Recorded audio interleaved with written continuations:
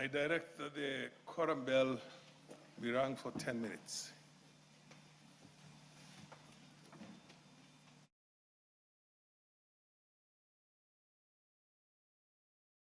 The prayer has been said and the chair taken.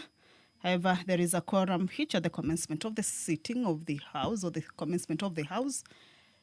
We have seen more members making their way into the House. That is to be able to join their colleagues in the House and take part in the transaction of the business that has been lined up for consideration this afternoon. Earlier on, I had indicated that there are two bills that are coming up for that had been considered the committee of the whole. The stage these bills are is a question to be put regarding the report of the committee of the whole on its consideration of the bills and also third reading. The gold processing bill is one that provides for the establishment, composition, functions, and management of the Gold Processing Corporation. The bill seeks to establish a legal and institutional framework for collecting, purifying, smelting, fabricating, homogenizing, sampling, registering, monitoring, and transport of gold or products of gold.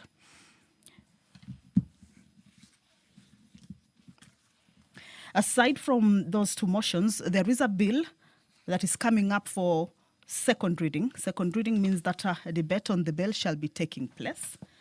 This is the Equalization Fund Appropriation Bill, a bill originating from the National Assembly, Bill number 39 of 2026. The appropriations, the Equalization Fund Appropriation Bill, it's a bill that is sponsored by the Chairperson Budget and Appropriations Committee, Honorable Samuel Atandi. And this is a bill that is lined up for debate this afternoon. And this bill shall also move into consideration, that is at the committee of the whole House stage. So that means that members shall be taking a part in the debate of this bill this afternoon. This bill basically is a legislative instrument authorizing the release and expenditure of constitutional allocations from Equalization Fund. This is a total budget of 10.25 billion. And as the Budget and Appropriations Committee recently adopted its report on the bill, then this afternoon it's coming up for a debate on the floor of the House. Some of the key areas in this particular bill is on the monies that shall be sent to different counties that have been categorized as marginalized. This is a total of 10.25 billion for the financial year 2026-2027. And as provided for in the Constitution, in line with Article 204, is that the fund represents the mandatory 0.5% of the most recent audited and approved national revenues. These monies are strictly ring-fenced to provide basic services in identified marginalized areas to bring them to quality levels that are being enjoyed by the rest of the nation. Some of the areas that these monies touch on or the monies have been earmarked include water supply infrastructure, road network improvement,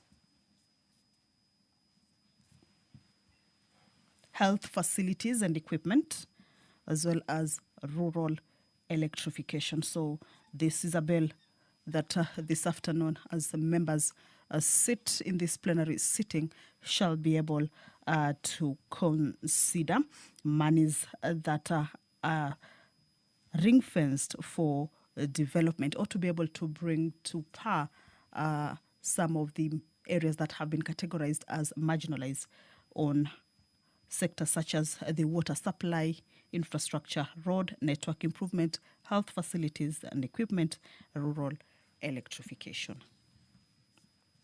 If you're just joining us, that the House is about to commence. The prayer has been said and the chair taken. However, there was a quorum hitch, and the Speaker directed that the quorum bell be rung for 10 minutes. members have made their way into the House. I can see the Sergeant at Arms is signaling that the quorum has been raised. You will now allow me to hand you over to this live broadcast. My name is Kam. Order number 1, administration of oath. Order number 2, communication from the chair.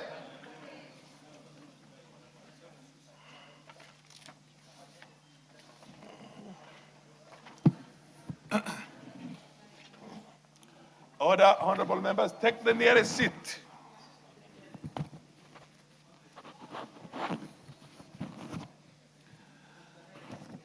Honorable members, MP for Starehe, take the nearest seat. You don't have to stand.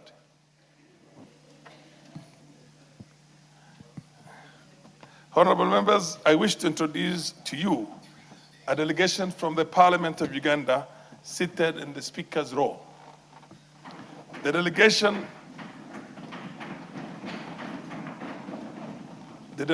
which is drawn from the Parliamentary Committee on Equal Opportunity comprises the following: the Honorable Catherine Namwaka, MP and Chairperson of the committee; the Honorable Melsa Gule Avako, Vice Chair of the committee; the Honorable David Serukenga, MP, Member of the committee; the Honorable Judith Ngucha, Member of the committee, MP; the Honorable Saleh Mpata, MP, a member of the committee; and finally, the Honorable Jane Francis Amongi, MP. I will call upon one of the senior members here.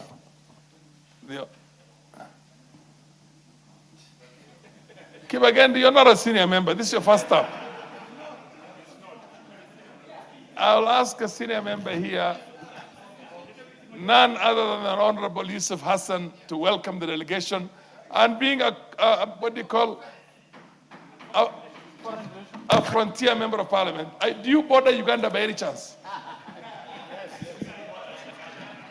Thank you, Mr. Speaker. Thank you, Mr. Speaker, for the opportunity. I had the privilege of meeting the honorable members from Uganda this morning in our committee, and I take this opportunity to welcome our sisterly members of parliament from our sisterly country, Uganda. I've had a very long experience with Uganda myself. I used to travel there when the borders were completely open under the old East African community. My brother was a businessman. And then I was also privileged to be one of the journalists who entered Kampala on the 25th of January 1986 when the NRM took over. And I'm delighted they have come to visit us and see and learn from our experience. And I must say that I'm very impressed how much Uganda has come from the ashes of that war and has become a well-developed, functioning democracy today. So you're mostly welcome. And if you have some few hours, I welcome you to my constituency, which is just another 500 meters from here. There's a lot of shopping to be done, a lot of nice things to be seen. Karibuni sana. Wandugu zetu. Honorable members, while we're still at that, I also wish to draw to the attention of the members of parliament.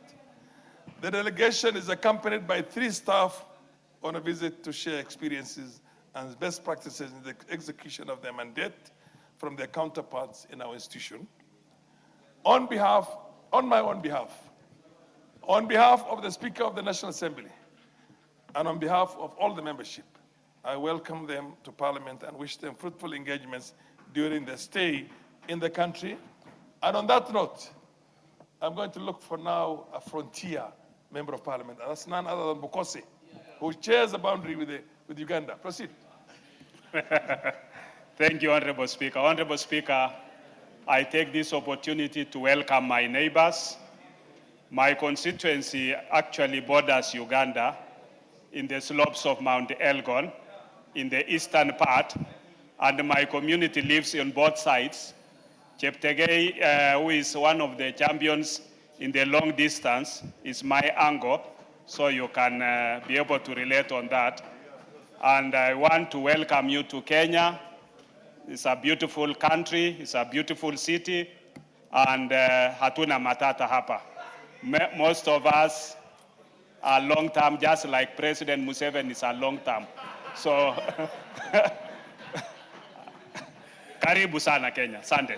I will now call on the counterpart, the chairman of the counterpart committee in the House, none other than a veteran member also. Are you on your third term or second term? The Honorable Adan Yusuf, who chairs the similar committee in the National Assembly of Kenya. Proceed. Please give him the mic. Where is the mic?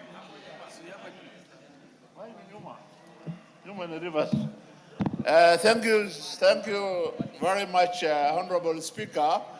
I had a very nice session with the team this morning as a Committee of National Cohesion and Equal Opportunity. We did exchange many issues, and there was many learning points from both sides.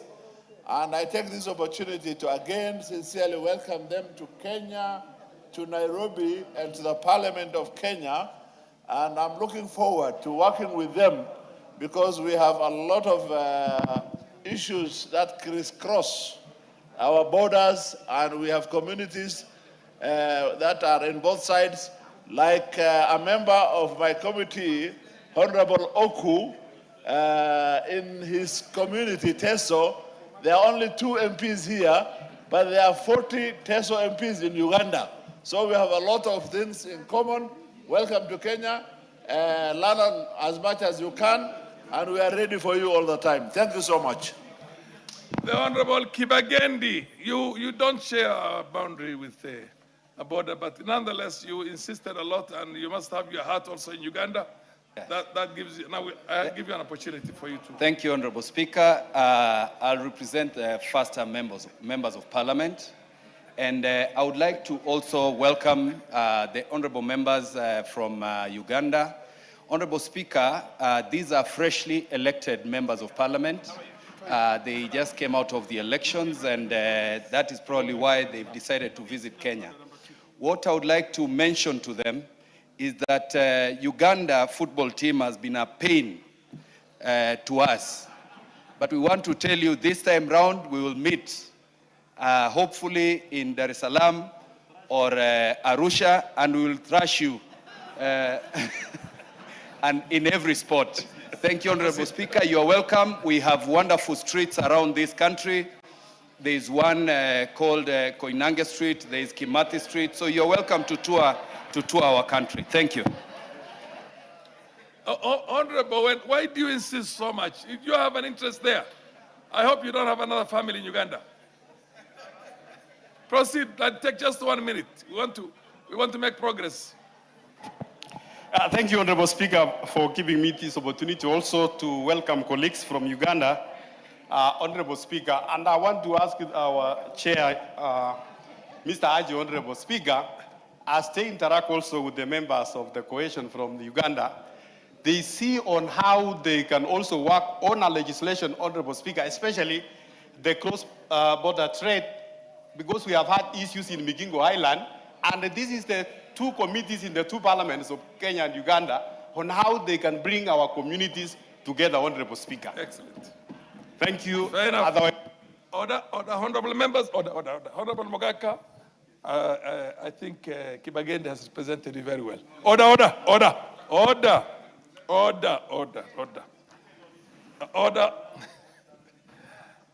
Honorable members, I wish to introduce to you a delegation led by the son of an very important Kenyan,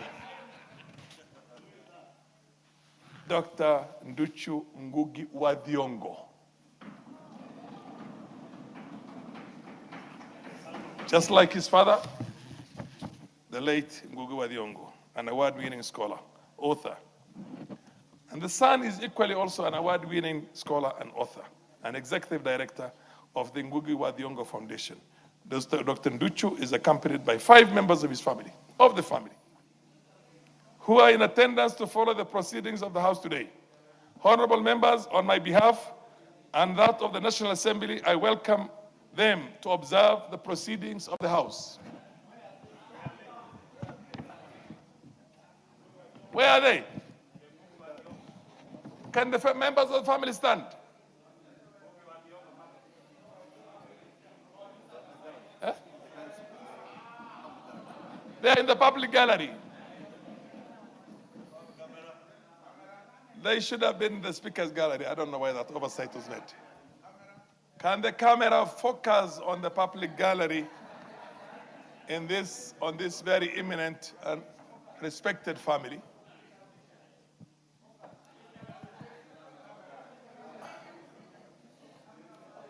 Huh? Honorable members, I'm sure the cameras will focus on them.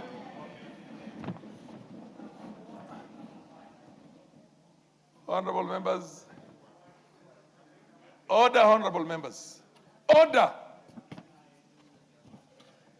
Honorable MP for Manyata, in the very least, I know you're a young man, and you probably do not know a lot of the history of this country, like many of you. When the name of Ngugi wa Thiong'o is mentioned, there has to be dead silence. Dead silence. That man taught Kenyans, fought for Kenyans, lived for Kenyans, studied and became one of the top scholars in the world. Has a history nobody else has. So in the very least, who is this MP who's...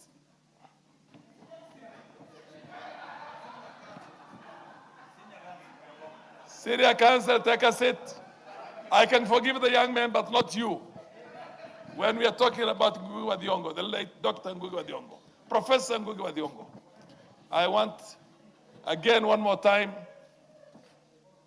Honorable MP for Kamukunji, who has a history, a serious history, among all these members of parliament, fighting alongside our late scholar. Yusuf Hassan, proceed. Nobody else shares that glory with you in the House. Thank you, Mr. Speaker, and thank you for introducing the Ngugi family in the Assembly this afternoon. I want also to welcome them back. They all live in the United States and they have come to visit us. And on Saturday, they launched the Ngugi wa Thiong'o Cultural and Arts Center in Limuru, a center that would work to preserve the work and the life history of Ngugi wa Thiong'o. And now they have come to visit us here in the chamber. And I want to say that Ngugi wa Thiong'o was a friend, he was a mentor, and a writer and a revolutionary figure who has played an important role in the liberation of this country, particularly in the second liberation of this country.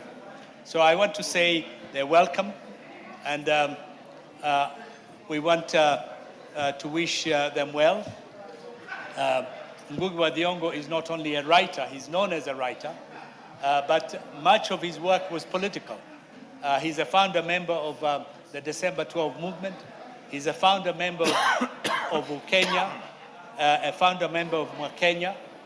These are the organizations that fought during the hard, difficult days, during the Moi Kanu regime dictatorship. And he needs to be respected, honored, and celebrated in this country. And we're sorry that he left us a year ago. And I want to once again welcome Ndushi, Njoki, Grace, and Nyambura to the National Assembly of the Republic of Kenya. Thank you so much. Order, honorable members. Order, honorable members. Nobody has, I don't think any of you has read any of the books. Has anybody read The River Between among these young MPs? Then why are you not silent? I'll give the honorable member for Dagoretti South and the honorable member for Nyamira West Mugrango to also put in our, but please, for God's sake, this kind of an occasion happens once probably in a lifetime, or once in a decade, or once in 10 years.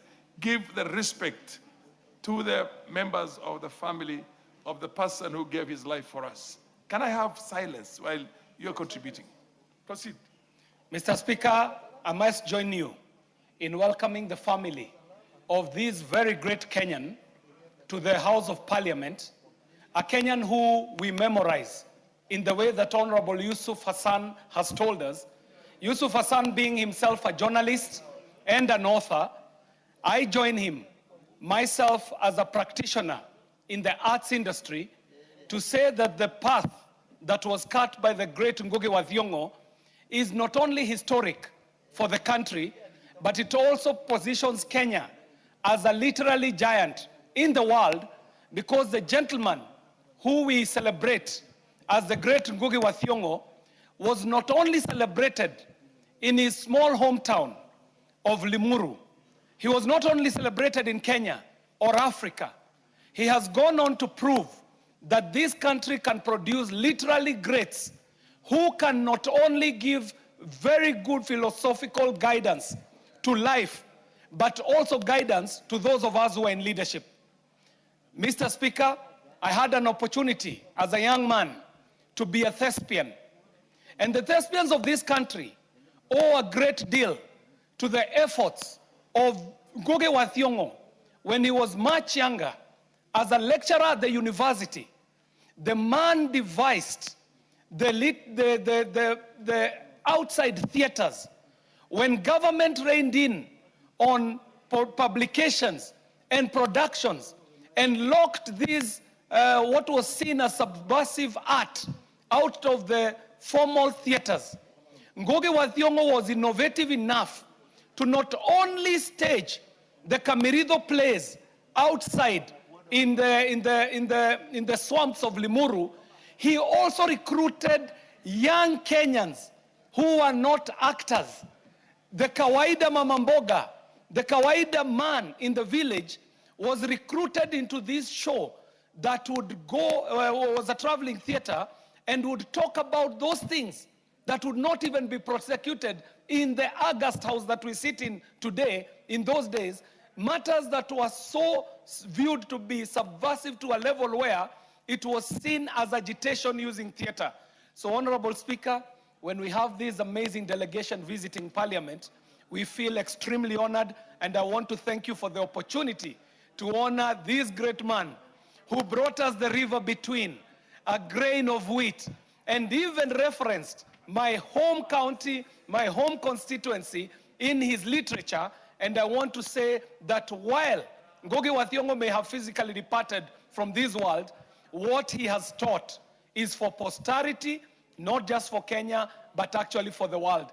Those of us who are in the arts, those of us who are in philosophy, those of us who are in leadership, those of us who are in politics, do owe a great thank you to the family of Ngugi wa Thiong'o. And I must add, Mr. Speaker, that there was also the big element of language, that Africa must determine what language and tongue we preserve going into the new world, knowing that you can never think in a foreign language and act locally. We must also find the place for our native languages, our national languages, even in the new context of the new world and the fourth industrial revolution.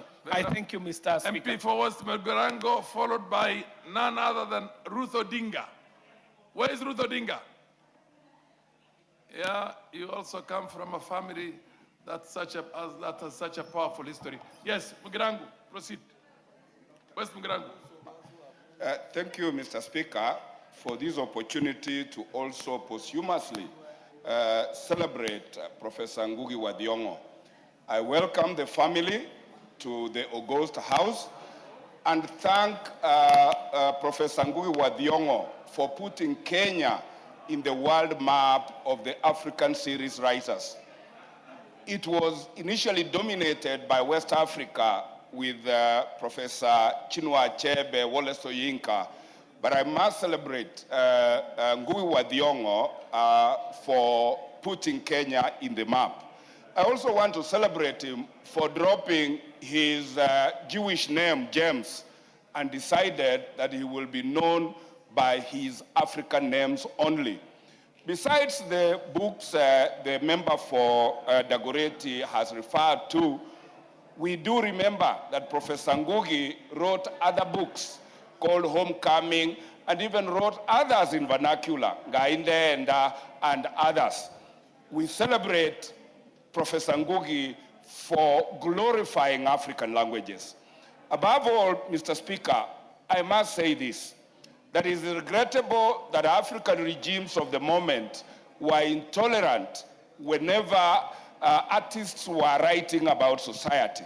How I wish Professor Ngugi wa Thiong'o was professing after the 2010 Constitution. He would not have needed to take any exile. He would not have needed to be a refugee elsewhere. But I really celebrate the current government that is tolerant and respecting rights of people to express themselves. Okay. How I wish the family took advantage of this environment and celebrate with Kenyans. You say what you want when you want, and you will be protected by the Constitution. I celebrate my professor of literature posthumously. Rest in peace, and may the family keep the spirit burning. I thank you, Mr. Speaker. Yes, where's the Ruth Odinga? Does anybody remember when the late professor was released from detention? Yes. And he wrote the last book called Detained. Yes. Which year was that? 1978. Some of you are not born then. And even if you are born, you are hardly what? A toddler. Proceed. To the family of Ngugi wa Thiong'o, Dr. Nduku Ngungi, Njoki wa Ngugi, Grace Gathungu, and Nyambura, please let me posthumously be able to celebrate with you Ngugi wa Thiong'o, and this is on behalf of the Jaramogi Oginga Odinga family, who have been very great friends with the Ngugi wa Thiong'o family. It is very great for me to see when we see our families come to celebrate their parents and ensure that their flame keeps on living on. For me, Ngugi wa Thiong'o is one of the people who inspired me in life and actually shaped my career in politics. And that was as early as when I was in school. I was one of the people who did the river between, also no longer it is by Achebe. And so I have a very good background.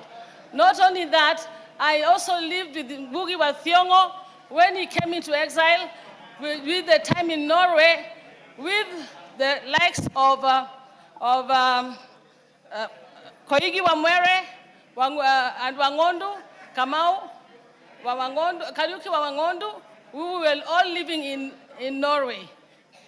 I would like to say that the professor was a very simple man who lived very well with us and really taught us a lot, especially on what we talk about on freedom and celebrating the Kenyans and allowing us, because I remember when I was even doing the river between, we were in a school like Kenya High, where only names like Ruth and Mary and the Christians' names were there, and he made us, he Africanized us to make sure that even places like Kenya High, we could now talk in our own vernaculars and be proud of our own selves as Kenyans.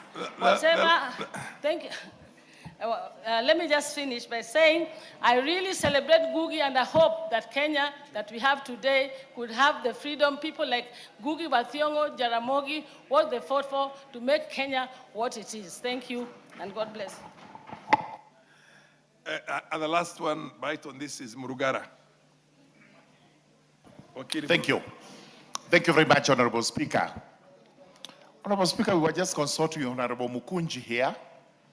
And we have the view that possibly we should now be offering apologies on behalf of successive governments, yes, right from Jomo Kenyatta, yes, to Arap Moi, and the successive ones, yes, for actually having sent and kept Ngugi wa Thiong'o in prison. In exile. First in detention, then after that in exile. We may not know the reasons, but there comes a time we have to bite the bullet and do what is right, which is to tender an apology to that family and to the professor posthumously.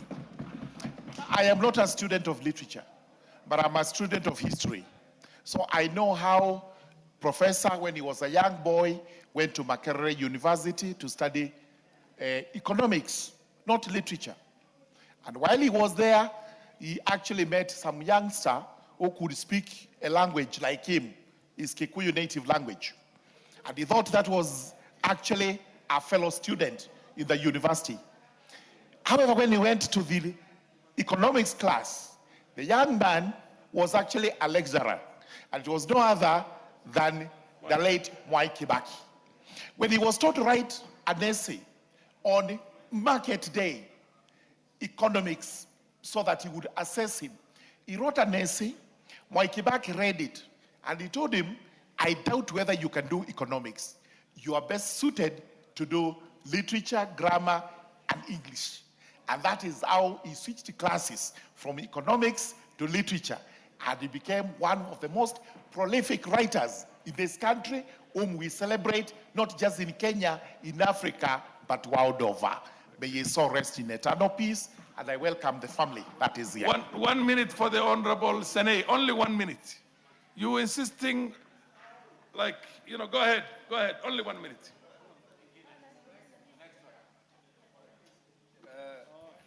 Thank you, Mr. Speaker. In Islam, there is a saying that the ink of a scholar is more holier than the blood of a martyr.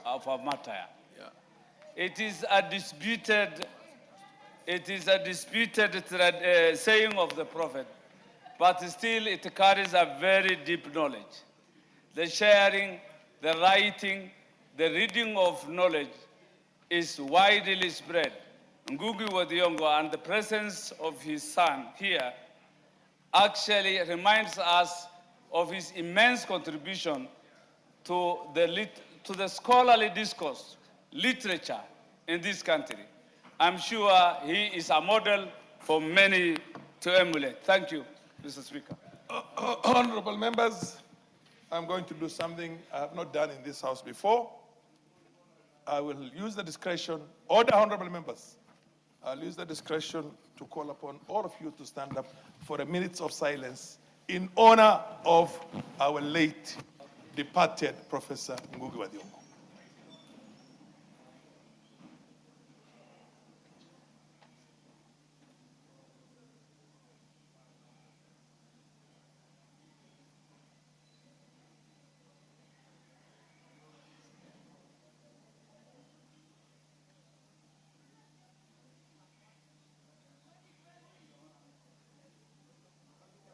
You may be seated now.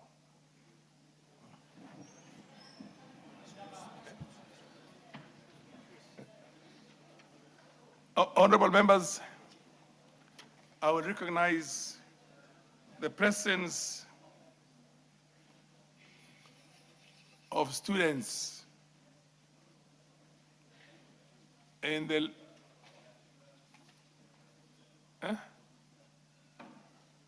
I don't see them. In the public gallery, students from St. Joseph Herman Mary Junior Secondary School, Kisauni, students from Wiltam Memorial School, Kiminini, Trans Nzoia, and students from Presbyterian Academy, Pwani, Mvita. There were also students who were in the Speakers Gallery from Kokwao Primary School, Primary and Junior School, Nyambunu Academy, and Wema Hockey School in Bondo. I'll give an opportunity to just one member from Manyata to say a word of encouragement, and Kipsanai. Where is Kipsanai? Thank you. Is Kipsanai here? It's gone. Okay. Yep. Thank you, Honorable Speaker. And I also rise as I welcome the students to this house. Honorable Speaker, I want to start by also putting a word for Professor Ngugi wa Thiong'o and propose to this House to think of doing a mausoleum for Professor Ngugi wa Thiong'o. Because we honor political leaders, we also need to honor leaders of other areas. Honorable Speaker, I also rise to recognize a school called Ronganga Primary School, Honorable Speaker. And the head teacher of that school, Honorable Speaker, is my father-in-law. You know?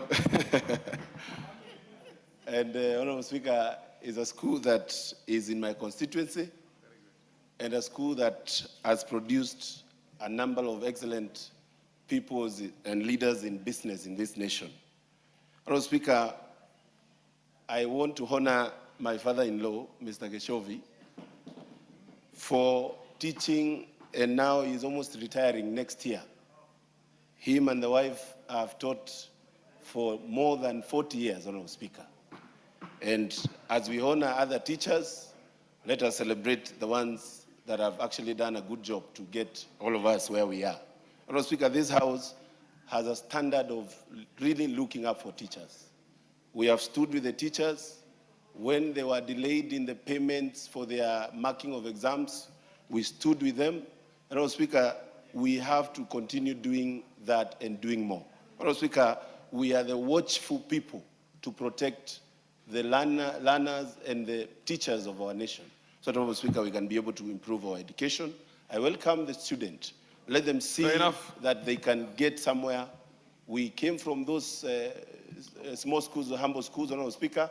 We are here today. And I want to encourage all students to dream bigger, to even lead this nation as we move on. Thank you, Honorable Speaker. Kipsanai, except mausoleums are places where you preserve bodies.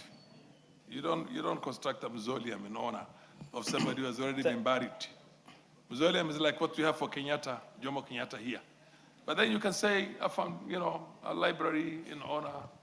There are many things that we can use to honor our departed Professor Ngugi wa Thiong'o. Proceed, Kipsanai. Take just 2 minutes. Thank you very much, Mr. Speaker. As we continue to honor the icon and author of our country, I also want to take this opportunity to welcome a school from my constituency, that is Kokwao Primary School in Emsa Ward, one of the good schools in our region, and also other students from the other parts of the country.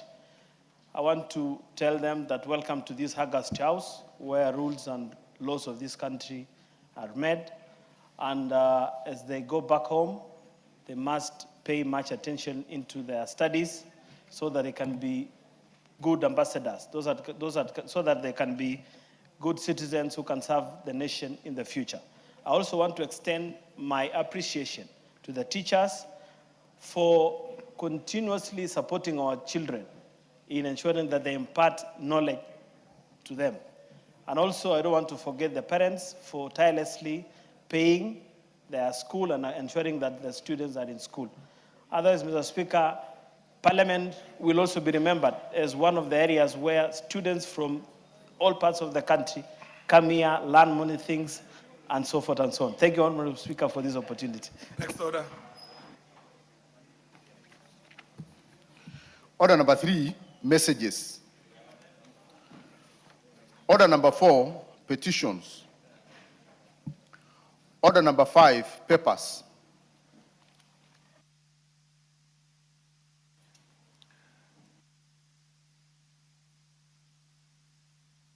Naomi Wako, and then followed by the Honorable Kena. Honorable Speaker, I beg to lay the following papers on the table of the House today, Thursday, 13th August 2026. Number 1, legal notice number 133 of 2026 relating to the Virtual Asset Service Providers Regulations 2026, explanatory memorandum and report on public participation undertaken during the development of regulations from National Treasury. Number 2, legal notice number 135 of 2026 relating to the Public Finance Management, E-Citizen System Management Regulations 2026 from the National Treasury. Number 3, Parliamentary Service Commission Annual Report for the financial year 2024-2025. And number 4, reports of the Auditor General and financial statement for the years ended 30th June 2021, 30th June 2022, 30th June 2023, 30th June 2024, 30th June 2025, and the certificates therein in respect of the following. Number 1, St. Angela's Ngudiri Girls Secondary School. 2, Olo Sircon Mixed Secondary School. 3, Dulumini Public Secondary School. 4, Parklands Area Girls Secondary School. 5, St. Teresa Girls Secondary School, Nairobi. 6, Kidunguri High School. 7, Kinjo Girls Secondary School. 8, Ruth Kiptui Girls High School, Kasok. 9, Oldekesei Mixed Secondary School. 10, St. Augustine's Milimani Secondary School. 11, Kaptola Friends Secondary School.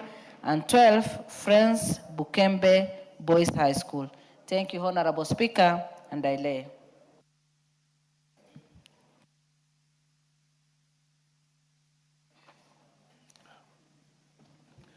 Honorable Kenan. Thank you, Mr. Honorable Speaker. I beg to lay the following paper on the table of the House today. Thursday, 13 August 2026, the report of the official visit to the Republic of Turkey by the members of the Kenya-Turkey Parliamentary Friendship Group on 20th to 24th October 2025. Thank you, Mr. Speaker.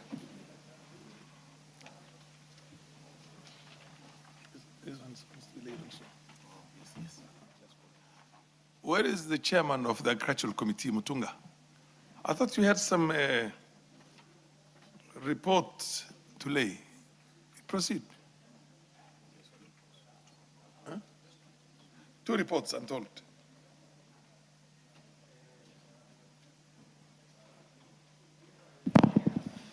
Thank you, Honorable Speaker. Honorable Speaker, I beg to lay the following paper on the table of the House.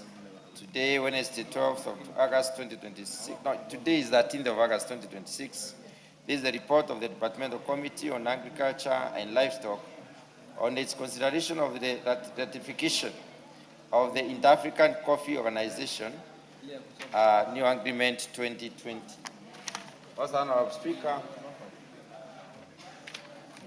I beg to lay the following paper on the table of the House today, 13th of August 2026. This is the report of the regional seminar of the African parliamentarians for climate action, reducing methane and promoting development, held in Nairobi, Kenya, from 14th of May to 18th of May 2026.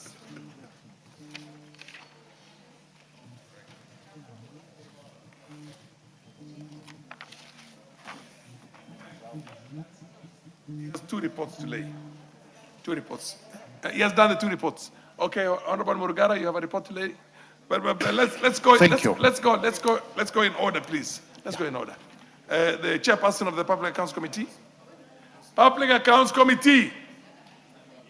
Proceed and lay your papers. You have a report of the Public Accounts Committee which you have to lay.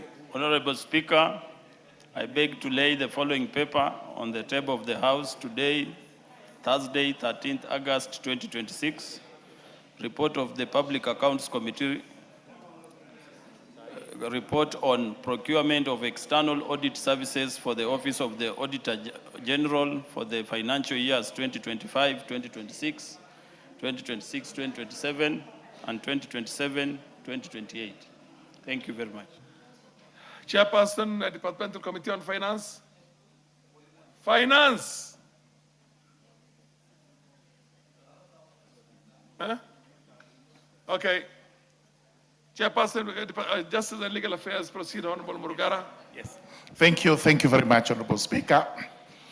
Honorable Speaker, I beg to lay the following paper on the table of the House today, Thursday, 13th August 2026.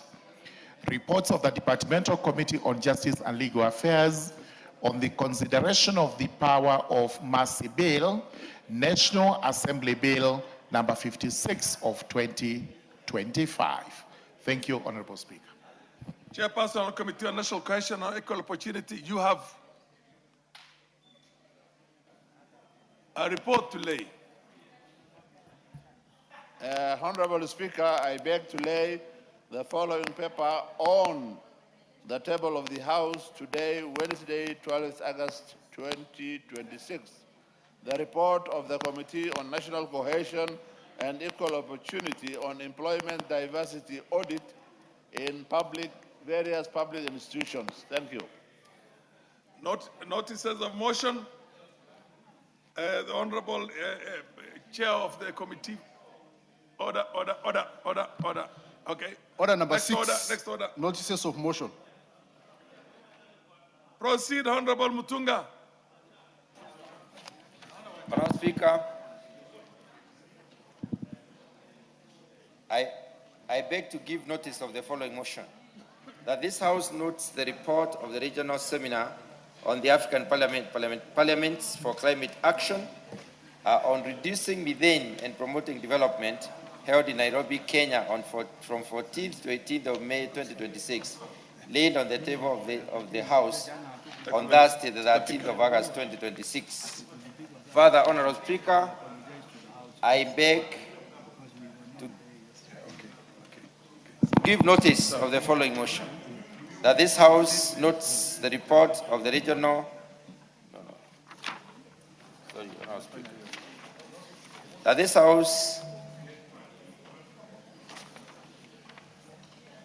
House...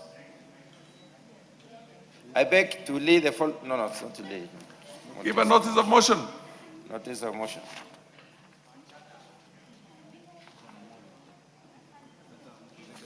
Can you assist the Honorable Mutunga?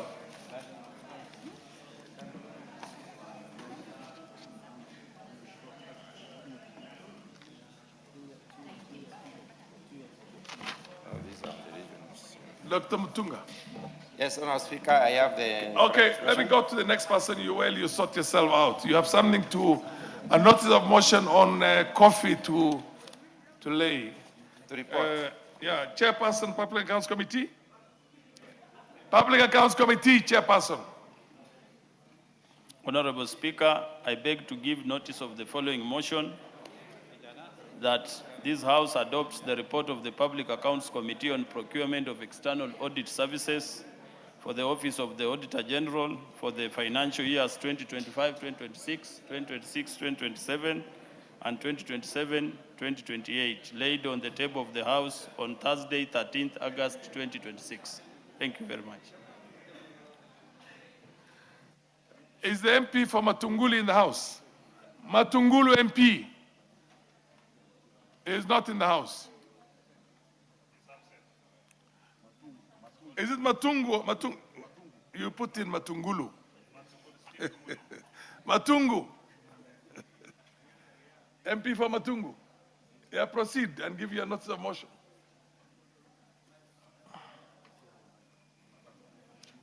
Thank you, Mr. Speaker. I beg to give notice of the following motion. National sensitization and support for combating sickle cell and hemophilia diseases. That aware that Article 43, Section 1 of the Constitution entitles every person to the right to the highest attainable standards of health, which includes the right to health care services. Further aware that every year an estimated 14,000 children born in Kenya suffer from sickle cell and hemophilia diseases, with the highest prevalence rate being within Western, Nyanza, coastal regions, concerned that failure to undertake sickle cell and hemophilia screening at birth hinders timely administration of appropriate treatment and other mitigation measures to forestall high infant mortality caused by preventable diseases like malaria and others. Cognizant that national population surveys does not include data on sickle cell and hemophilia diseases, concerned that the dearth of data and the lack of data and information negatively hinders prioritization of resources and implementation of sickle cell disease management programs, recognizing that the number of infant deaths caused by the disease continues to grow as a result of underfunding due to lack of data on the number of cases of the killer disease. Now, therefore, this House resolved that the national government, through the Ministry of Health and in conjunction with the county governments, conducts awareness and sensitization programs on sickle cell and hemophilia diseases and supports research and training for medical personnel on the two diseases. B, puts in place measures for mandatory screening of newborns, sickle cell and hemophilia diseases in all public health facilities in the country in order to create a database to guide funding and other interventions aimed at curbing the disease and reducing infant mortalities resulting from the disease. Thank you, Mr. Speaker. But, Mr. Speaker, I would like for your information, I would like to say that this is the second time I am actually giving notice of this motion. The last time I gave notice, it did not see the light of day before the session expired. So I would like to ask Speaker, maybe through you, this motion to be given priority considering the weight. I direct that this motion be given priority. Thank and you. To be listed. Thank you, Mr. Speaker, sir. To be listed on an appropriate day, as soon as possible, because the matter itself is a very serious matter. Sickle cell anemia, hemophilia are big problems in the country, and the earlier we deal with it and discuss it and deliberate on it on the floor of the House itself, by none other than the legislators of this country, the better. The Honorable Adan Yusuf, give the notice of motion, and then I come back to the Dr. Mtunga. Okay, Honorable Speaker, sir, I beg to give notice of motion of the following motion, that the House adopts the report of the Committee of National Cohesion and Equal Opportunity on employment, diversity, and audit of public institutions laid on the table of the House on Thursday, the 13th of August, 2026. Thank you. The Honorable Dr. Mtunga, you have a notice of motion on a coffee matter, on a coffee report. Thank you, Honourable Speaker. Honourable Speaker, I beg to give notice of the following motion. That this House adopts a report of the Departmental Committee on Agriculture and Livestock on the ratification of the Inter-African Coffee Organization, or IACO, New Agreement 2020, laid on the table of the House on Thursday, 13th of August, 2026. Fair enough. I will go back to schools again. Honorable members, in the Speaker's Gallery, we have Serve Progressive Academy from Sabatia in Vihiga. We also have Kwakakulu Primary and Junior Secondary School, Kibwezi West, Makwiny. In the public gallery, we have Shikamana Education Center, Msambweni, Kwale. Mother Kevin School, Nakuru West, Nakuru. And Safa School, Garissa Township, Garissa. I'll give an opportunity to the last one, the MP for Garissa Township, who is on the floor of the House, who is in the House now, to proceed and give words of encouragement to the young learners from your constituency. Okay, thank you, Honorable Speaker. And on behalf of Parliament and the House, I would like to take this opportunity to welcome all the students who visited the House today and ask them to take this opportunity as they engage among themselves and see what is going on in the House, a House where their future, their present and their future is decided or shaped. And as they go back to their respective areas, may I wish them safe travels back home, and may they enjoy their stay here in Nairobi and their visit to the House of Honorable Members, and they should endeavor also to be part of the leaders of the future leaders of this country. Thank you, Honorable Speaker. Do we have an honorable member from Kwale in the House now? Mombasa. Endelea mheshimiwa. Asante sana Mheshimiwa Spika, na mimi niweze kuchukua fursa hii kuweza kuwakaribisha watoto wote wa shule ambao wamekuja katika bunge hili, especially wale ambao wametoka Kwale, nimewaona pale, mimi ni mama wenu wa Mombasa, lakini nipende pia kusema na wapa nguvu na imani kuwa haya ambayo mnaona yakizingatiwa na kuzungumzwa ndani ya bunge hili ndio sheria inayotungwa kuangalia kuwa shuleni mmepata masomo mazuri, walimu wanapata mishahara yao vizuri na kila kitu kinaenda vizuri katika taifa.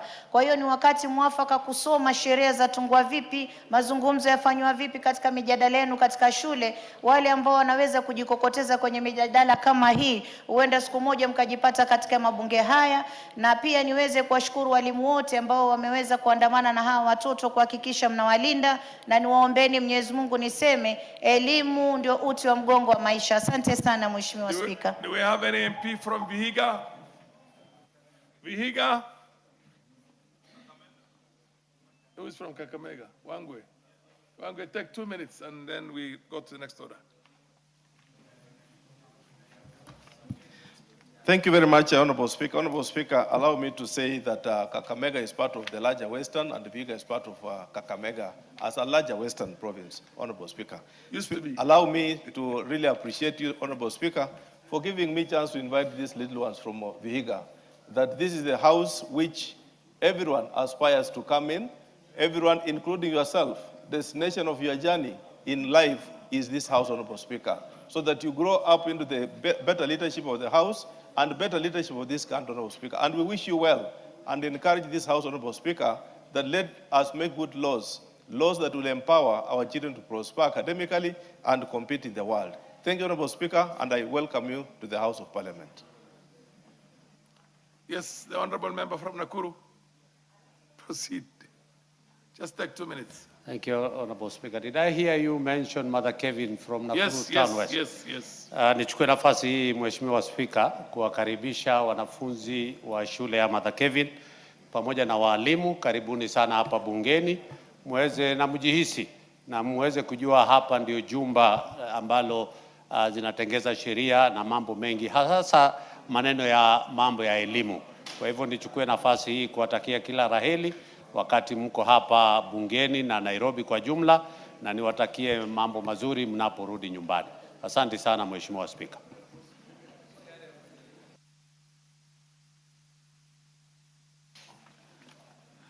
I take the discretion of rearranging the order paper today, and we go to order number 8 and 9 before we go to order number 7, because these ones are just the questions.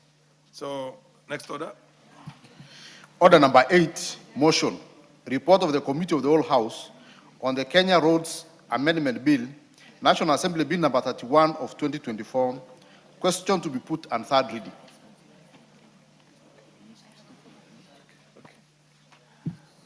Honorable members.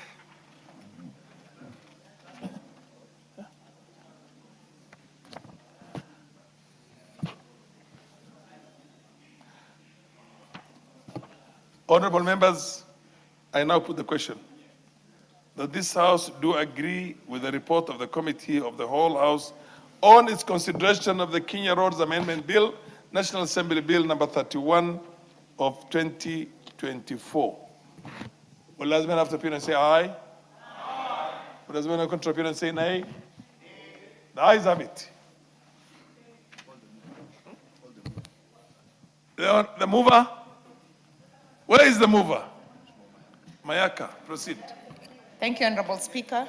Honorable Speaker, I beg to move that the Kenya Roads Amendment Bill, National Assembly Bill number 31 of 2024, be now read a third time. I also request the Honorable Zamzam to second. I thank you.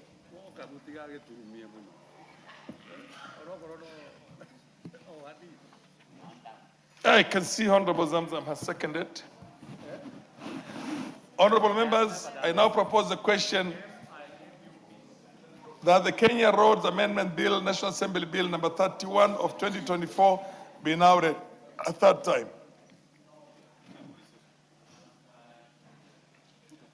You want me to put the question? Honorable members, I now put the question that the Kenya Roads Amendment Bill, National Assembly Bill number 31 of 2024 be now read a third time. Will as many of the opinion say aye? Will as many as of the contrary opinion say nay? The ayes have it. Next order. A bill for an act of parliament to amend the Kenya Roads Act and for connected purposes. Order number 9, motion, report of the Committee of the Whole House on the Gold Processing Bill, National Assembly Bill number 46 of 2023. Question to be put and third reading.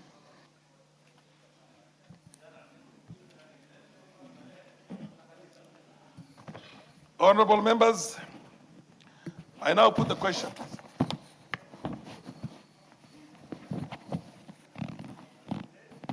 That this House do agree with the report of the Committee of the Whole House on its consideration of the Gold Processing Bill, National Assembly Bill number 46 of 2023. Will as many of the opinion say aye? Aye. Will as many of the contrary opinion say nay? The ayes have it. Mover, where's the mover? He's here. Okay. Honorable Speaker, I beg to move that the Gold Processing Bill, National Assembly Bill number 46 of 2023 be read a third time. I also request Honorable Emmanuel Wange, MP Navakholo, to second. Thank you, Honorable Speaker. Honorable Speaker, I second. Honorable members, I now propose the question that the Gold Processing Bill, National Assembly Bill number 46 of 2023 be now read a third time.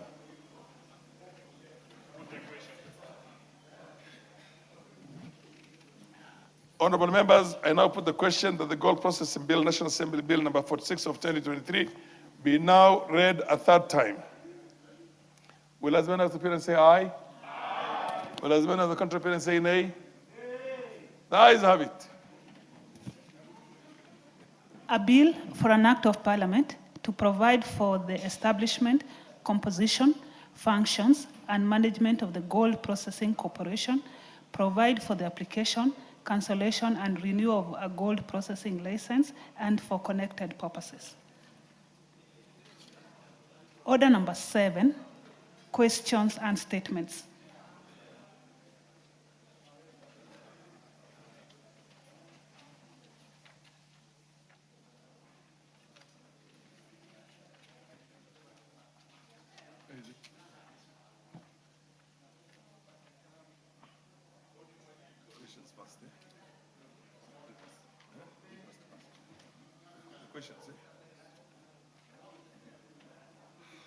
The Honorable Stephen Mogaka.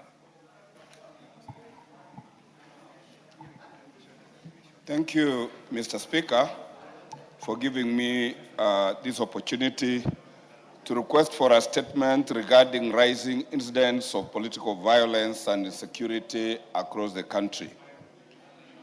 Honorable Speaker, pursuant to the provisions of Standing Order number 44-2C, I rise to request for a statement from the chairperson of the Departmental Committee on Administration and Internal Security regarding the rising incidents of political violence and insecurity across the country, and particularly in my Nyamira County. Honorable Speaker, the country has recently experienced an alarming increase in incidents of violence between rival political factions during public gatherings, particularly during funeral ceremonies, which are traditionally regarded as very solemn occasions for families and communities to mourn and accord their departed loved ones a dignified send-off.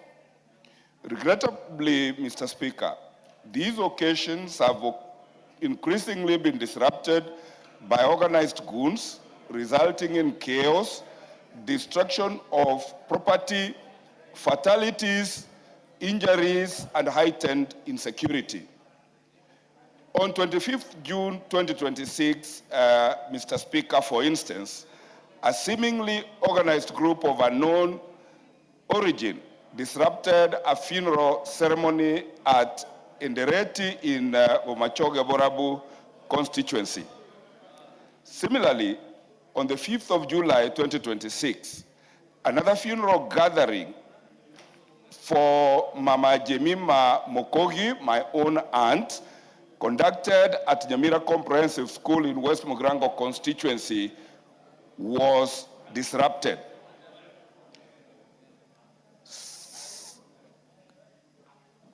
By an organized group led by political failures, causing panic and disorder. More recently, Mr. Speaker, on the 24th July 2026, yet another funeral gathering was violently disrupted by another unknown organized group. Not to mention, Mr. Speaker, that earlier on, a funeral of 24 deaths arising out of a road accident was disrupted at Rangenyo in my own constituency, just like another funeral for a wife of Pastor Sami Ongondo was disrupted at Gianchore by organized goons. These recurring incidents, Mr. Speaker, have denied bereaved families the opportunity to mourn in dignity. It has exposed mourners to fear and possible physical harm, and it has undermined the very constitutional rights to security, peaceful assembly, and freedom of association that are fundamental rights under our 2010 Constitution. Honorable Speaker, it is against this background that I request for a statement from the chairperson of the Departmental Committee on Administration and Internal Security on the following. Number one, the measures being taken by our government to curb the rising incidents of political violence and insecurity, particularly the disruption of funeral ceremonies and other lawful public gatherings across the country. Number two, the status of investigations into the recent incidents in Nyamira County, one of which I personally recorded as an OB, particularly the disruption of funeral gatherings in Bomachoge, Borabu, and my West Mugrango constituency.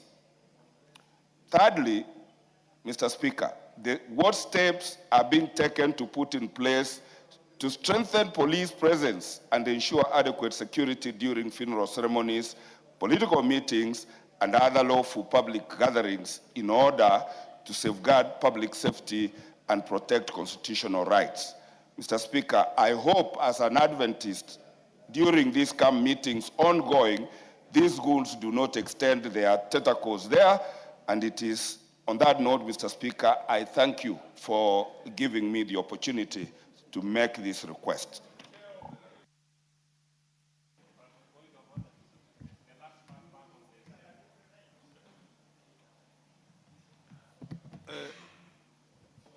Who is the chair? The vice chair is the Honorable Russell. Thank you very much, Honorable Speaker.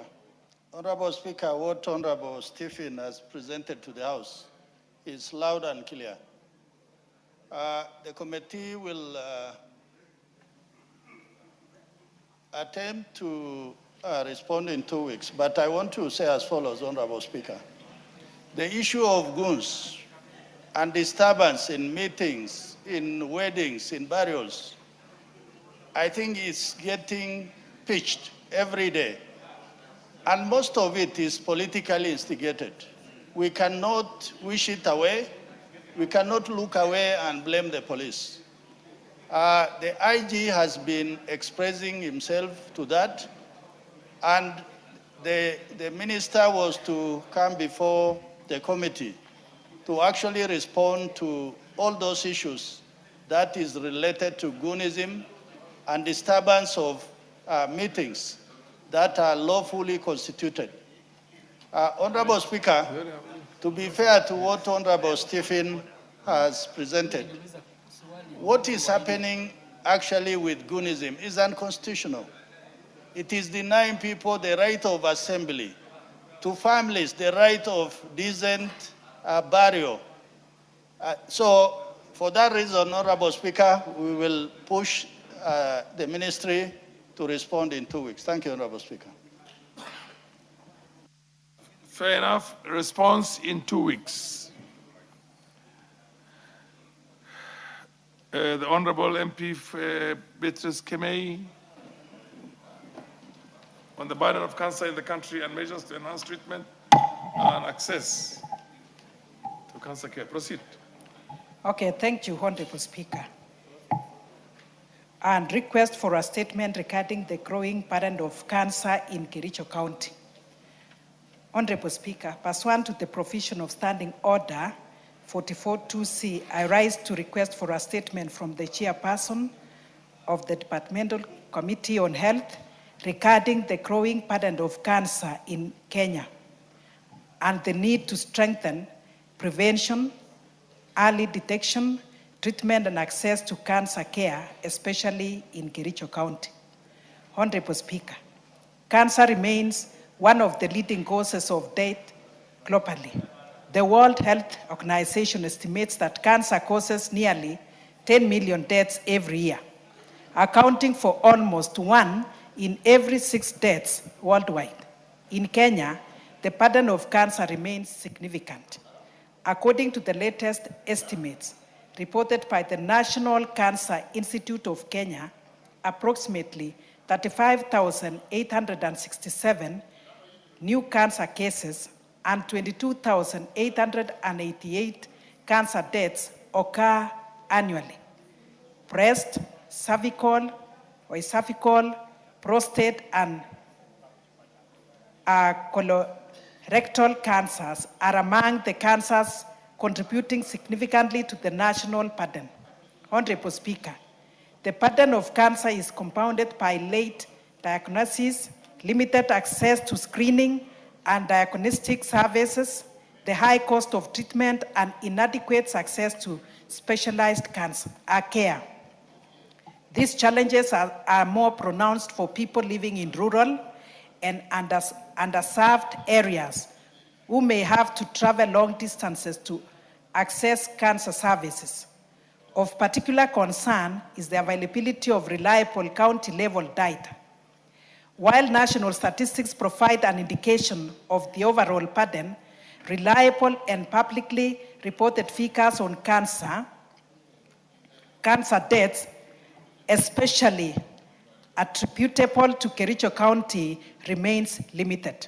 This presents a challenge in determining the actual level of need and planning for appropriate cancer prevention, screening, treatment, and palliative care services within the county. Honorable Speaker, it is against this background that I request the chairperson of the Departmental Committee on Health on the following. 1, measures being taken by the Ministry of Health to strengthen cancer prevention, screening, and early detection services in Kericho County, particularly for breast, cervical, prostate, and other prevalent cancers.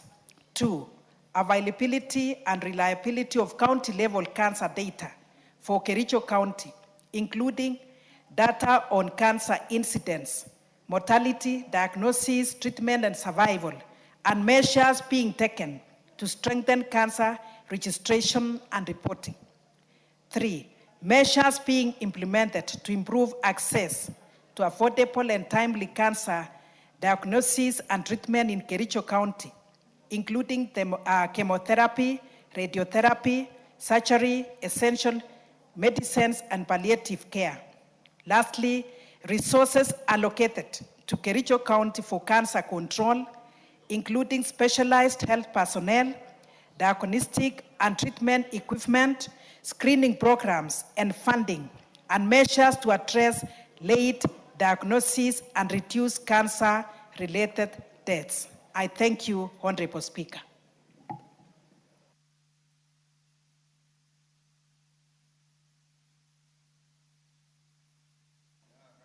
the Chair, Health, Professor Nyikal. Thank you, Mr. Speaker. We will give a report on this in about 3 weeks. Mr. Speaker, this will need a more detailed look into cancer. We've actually done a similar one, but for the whole country. But this is county specific. So I think we'll need a little more time. We give it 3 weeks, Mr. Speaker. 2 weeks? 3. Why 3? Because you're going into the details for a county. So you really have to send people down to that county. Ordinarily, these are statistics, you can have them just through a phone call. I mean, statistics. I'm aware, Yes. because we actually gave a report about a month ago on the national cancer status. So you disaggregate that so that you put it on a county level. Quite often, if you just do that, you actually miss it out. It's better to actually have specific. But if you just want to segregate the data, that is easy. We can do that in 2 weeks. Do a thorough job, but I'm giving you 2 weeks. I think 2 weeks is Thank you, sufficient. Mr. Speaker. Yeah. Yes, Daoud. Speaker, I join Honorable Kimei. I brought a cancer bill, but her figure is slightly wrong. It's not 25,000, it's over 40,000 deaths in Kenya from cancer. So, Mr. Speaker, when she thinks Kericho is high, I think Meru is even higher than Kericho. So, would it be possible, because I know each and every county has got an issue with cancer, would it be possible for the chairman to arrange a Kamkunji where we get report for each and every county how we are managing the cancer issue in this country? Because it is very badly done and we need proper information on it. Thank you, Mr. Speaker. The Honorable Sane, and then Honorable Izan Letipila. Yeah, the MP for Pokot.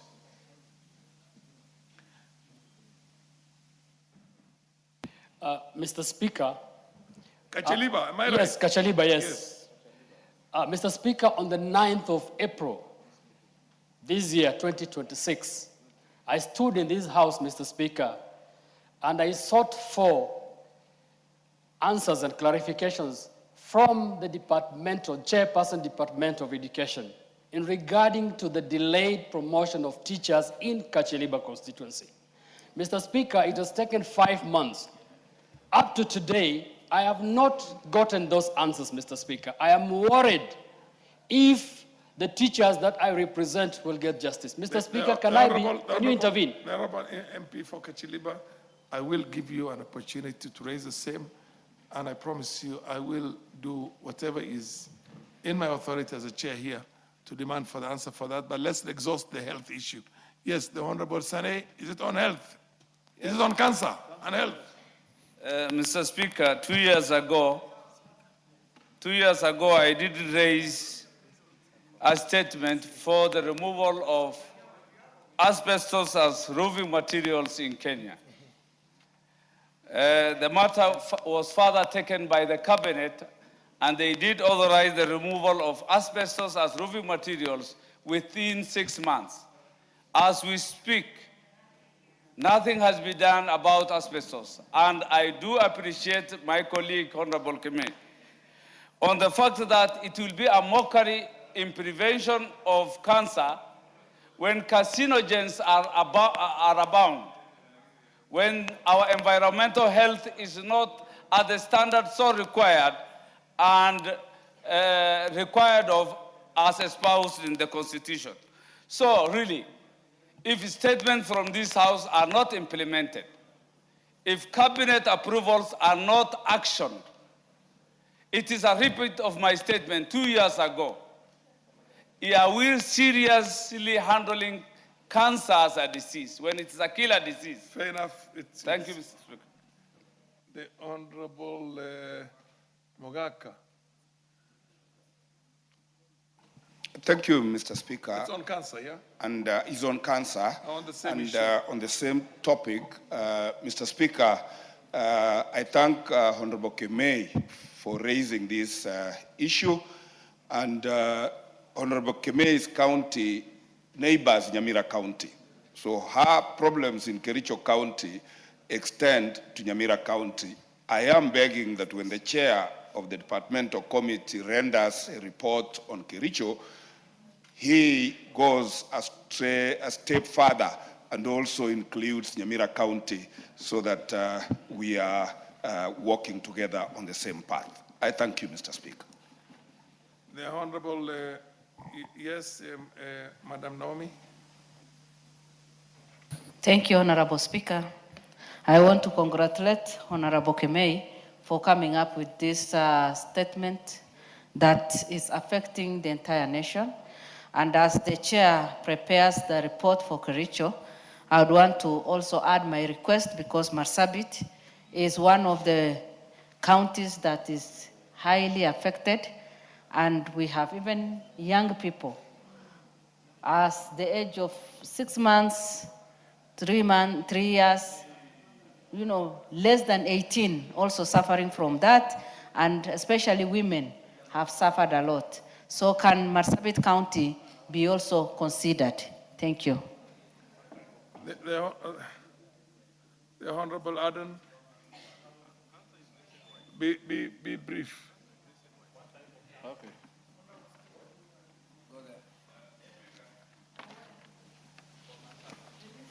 Thank you, Speaker, for this opportunity. And I sincerely thank Honorable Kimei for bringing this issue. This is a nationwide problem, and it is a serious killer. These days we hear that so-and-so died of what? Cancer. Yesterday so-and-so died of what? Cancer. Almost 40%, 50% of deaths in the country are now cancer. And honestly, we are not taking this issue very seriously as it deserves. Because if the cabinet passed that all asbestos roofing materials should be removed from this country more than 6 months ago, and no action is being taken, this is a very serious issue. The other issue is that we should, as a country, look at the root cause of these cancers and go out there to start prevention, because treatment has failed, and where it is available, it is so expensive that ordinary people cannot afford at all. And therefore, I support this, and I hope the chairman of Health Committee is hearing us well. This is a nationwide issue. We want a report that can satisfy us all. Thank you so much. MP for Dr. Proceed, Dr. Yeah, thank you, Honorable Speaker. Honorable Speaker, we all agree this problem is a countrywide problem. It's not unique to Kericho, it's not unique to any county. And I think, Honorable Members, what we need to do, because we are the people who allocate the resources, can we make a resolution as a house that from the next budget, we provide enough resources to address issues related to cancer? If we do that, we'll have no reason to start lamenting here that this is not happening, so long as we set aside enough resources. And I think we have the power to do that. So even as the chair presents this report, because I've had the chair many times, Honorable Speaker, pleading with this house to give him more resources. And we are the same people who say we don't have enough resources. Let's just make a resolution. We provide enough resources for cancer treatment, even as we talk about the other support we are providing to all the other diseases. I submit, Honorable Speaker. Take one more sentiment from KJ, and then the MP for Garissa, and Pukose, then Mutunga, and then.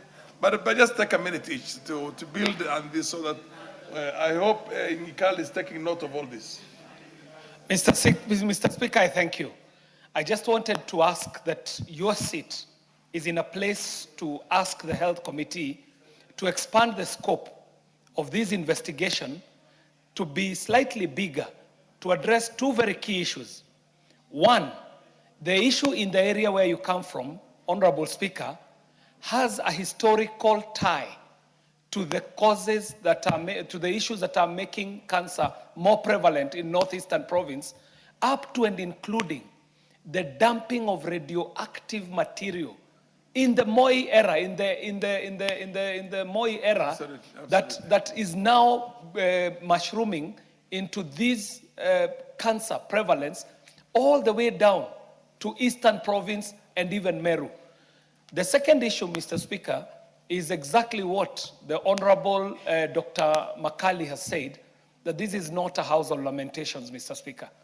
That this house will have to move to allay the fears of Kenyans by going out and giving great proposals that would see the stop of cancer not only through medicine, but also all other alternative means that are available, because when we limit ourselves to medicine, we lack the knowledge that the Africans may have had, or other alternative medicine models that would help Kenya address this cancer issue beyond just investing in health alone.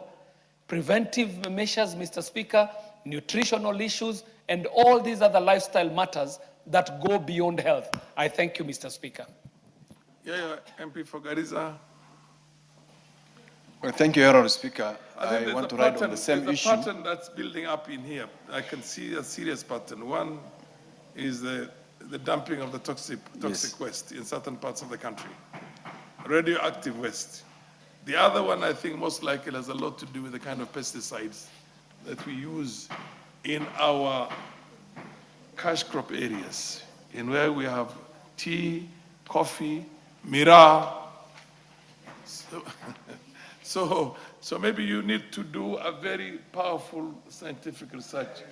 Yeah, proceed. Honorable Speaker, the same issue was raised by the Honorable Member of Parliament from Wajir South on the dumping of radioactive materials in the northern part of this country. And the direction was given by the Speaker to one of the committees to start some investigations and visit the area, but never happened and materialized. And I want to ask also the Honorable Member, the Chair of Health Committee, to consider there are 4 cancer centers, regional cancer centers in this country. One is in Garissa, one is in Mombasa, and another one in Nakuru. I can't remember the 4th one where it is. And another one is coming up in Kisii, I understand, that to take care of this issue of cancer patients, because it's a very prevalent disease now, and a killer disease in the country. Now, these regional centers, Honorable Speaker, the problem that we have is that even the counties are not able to manage these facilities, because even the patients are not coming from exactly one county. They come from all the counties within that region. So we'll ask the Committee of Health, the chair here, if they can consider taking up these facilities and take them back to the national government, takes over these facilities of the regional health cancer centers, so that they are properly run from the Ministry of Health.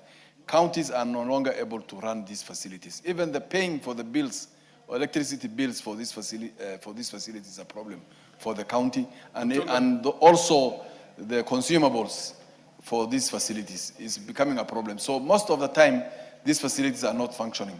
Thank you, Honorable Speaker. Mutunga.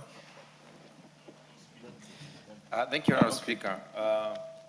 Honorable Speaker, I have been looking at cancer causes in this country, and I think the report needs to be very, very comprehensive, so that you can be able to know which are the carcinogenic substances that you are dealing with. Honorable Speaker, in agriculture, there are many suspected carcinogenic substances, and some of them are agrochemicals, others are wind killers, of course agrochemicals in most cases, and then there is something called aflatoxin. Aflatoxin is highly suspected to cause cancer. And instead of chemicals, what is happening in Meru could be as a result of feeding on grains that are already affected by aflatoxin. And those toxicants could be the ones that are leading. You're not sure the kind of pesticides you use on the miraa and the other cash crops? We do not use any pesticides on miraa, Honorable Speaker. I think the one that has been suspected is any chemical that has got a component called It is called, it's not a phosphate, which is supposed to be carcinogenic, in other words. So that particular chemical needs to be checked. There has been a lot of literature floating around. Some of it is not true, it's not authentic, it's not reliable, cannot be referenced. But there is some literature that we can rely on. So we need a thorough study on this so that we know whether glyphosates are actually causing cancer as may be suspected, as well as aflatoxin. Because, Dr. Thank you, Honorable Speaker. And then, Honorable Speaker, you know the members are just talking of cancer, but there are various types of cancers. So, and the epidemiological prevalence per area also varies, because you'll find that maybe a cancer that is common in Kisii might not be common in Northeastern. So I think it will be important for members, just the way Honorable Makali Mulu has suggested, that we finance the National Cancer Institute so that it is able to assist us to do a proper survey of the cancers within the various areas and what could be the possible causes of those cancers. Professor Because Bio. what we are just expressing is almost it's a general talk, not necessarily having an action that can be able to help us as a country. Even as we talk of, even when you look at the cancer registry, the Nairobi registry, which is done by KEMRI, it is financed by foreigners. The Eldoret registry is also funded by the foreigners.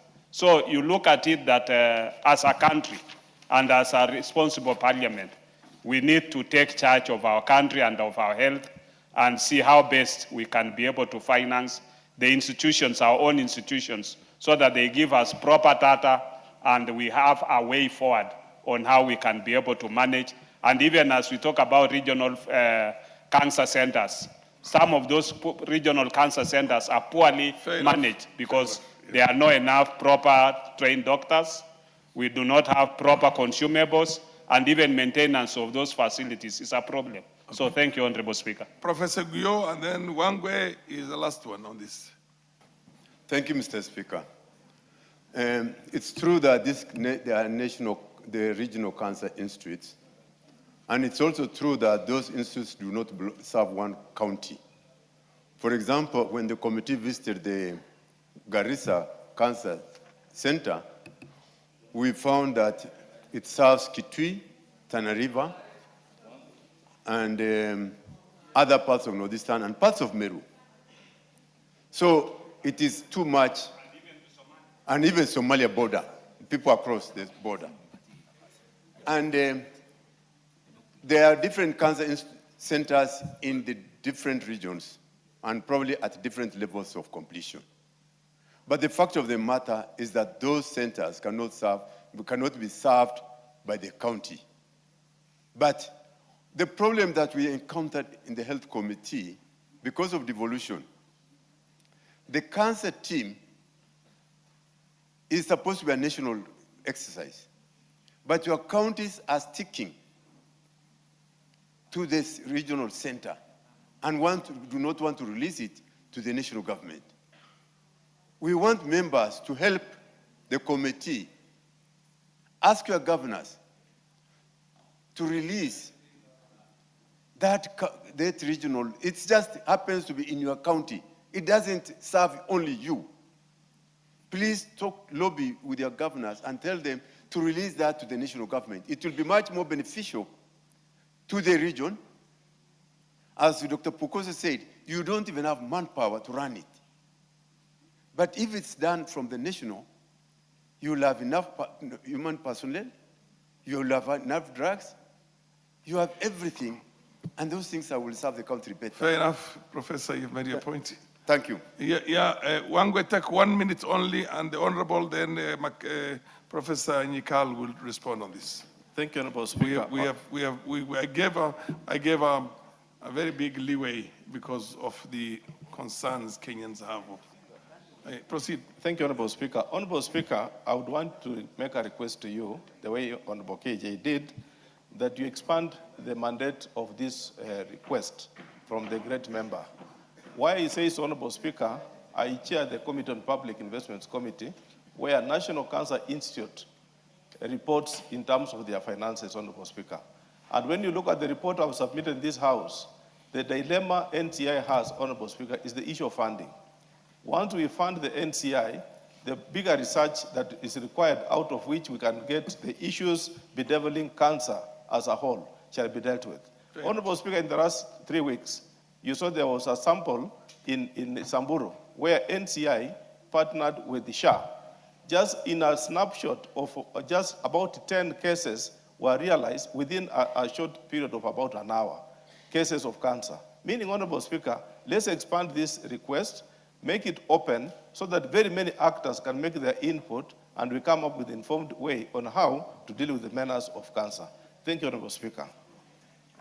You're the last one. Yeah. Thank you, Mr. Speaker. As a member of the Health Committee, I want to also add my voice, maybe ask Honorable Kimei, that what we are talking about here is a national crisis, and we are not challenging your ruling on two weeks. But if it is to be done in a way that will also give a picture of how funding can be given to this exercise, we need more time as a health committee so that we can look all the parameters which are involved. Thank you, Speaker. Fair enough, the chair will always ask for more time based on, the MP for Mosop, 1 second, 1 minute. And Macau, 1 minute also, quickly. Mosop. Thank you, Mr. Speaker. I'm in support of Ms. Kemei about the issue of cancer. In my constituency, yesterday we buried a young boy who suffered from cancer. 3 people from one family have cancer. There is another person we are supposed to bury next week who died because of cancer. This has become a big menace. Almost 28,000 people die of cancer every year in this country. My request is for the ministry to actually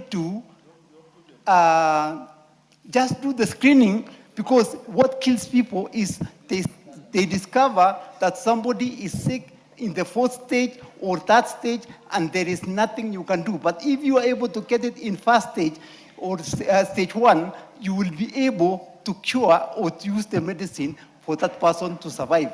Otherwise, it is a menace. It is the 3rd largest cause of death in this country, and Ministry of Health has to do something about it. Thank you. Macau, 1 minute, please, so that we can... Thank you, Mr. Speaker, for this. Mr. Speaker, I join the thoughts of the Honorable Kimei. You join the long list of members of parliament in this House who have raised concerns of the increasing cancer existing in this country. Mr. Speaker, when you listen to members of parliament here, they are concerned because, as we are told, we don't know the causes of this cancer. But, Mr. Speaker, even if you go to agriculture, the inputs that we are using, we know some of the pesticides, insecticides that are finding their way to Kenya, we even have traces of DDT, which was banned many years ago.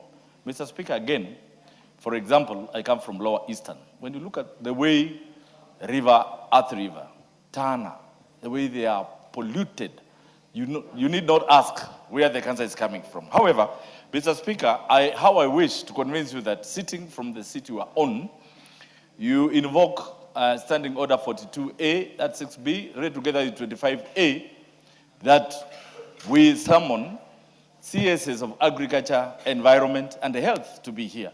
Mr. Speaker, we have a lot of money in this country that can be allocated to cancer treatment, cancer research, because when you go to every district hospital, every level 4, 3, 2, level 5 in this country, you will find serious cancer patients from infants to old people. Mr. Speaker, I invite this House to visit any of the cancer wards in this country. And when we come back here, we will declare and force the executive to call for a national disaster. Matters cancer. Because, Mr. Speaker, if we leave it like this, then we'll not be doing justice to this country, and our generations will be wiped out by this animal called cancer. I thank you, Mr. Speaker. Okay, Professor Nyikal. Professor Nyikal. Thank you, Mr. Speaker. Give a serious undertaking. And thank you for actually giving the space for members to comment. And cancer is a serious problem. And as I was saying, and that's what I anticipated, that this is something if you have to discuss and address seriously, we'll need more time. In fact, apart from the 3 weeks I was talking about, we probably will now think of a month, because members have covered areas like causes of cancer, radiation, asbestos, pesticide, agricultural chemicals, aflatoxin that we have actually dealt with before, prevention.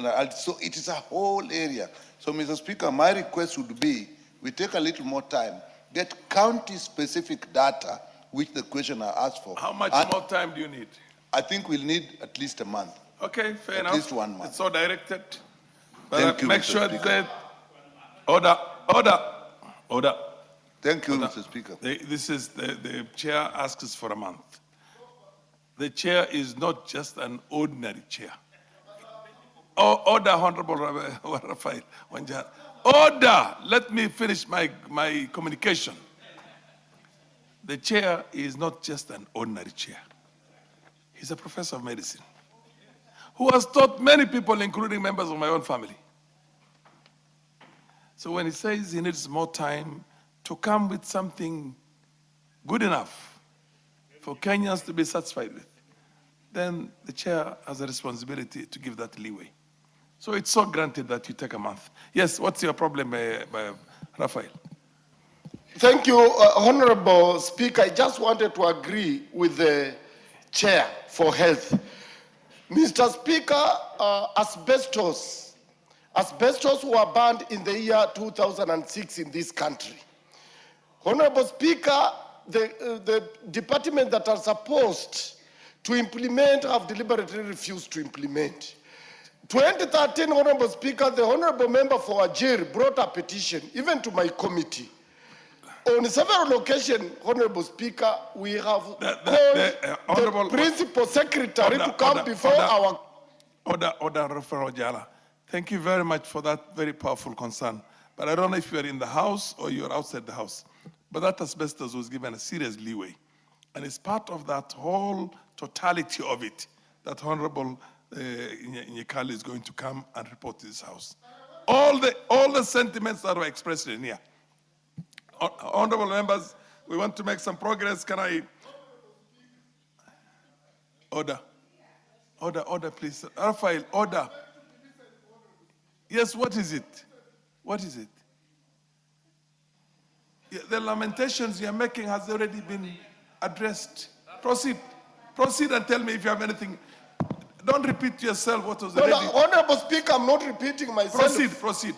But what I'm saying is to give this matter a lot of weight, Honorable Speaker. Yes.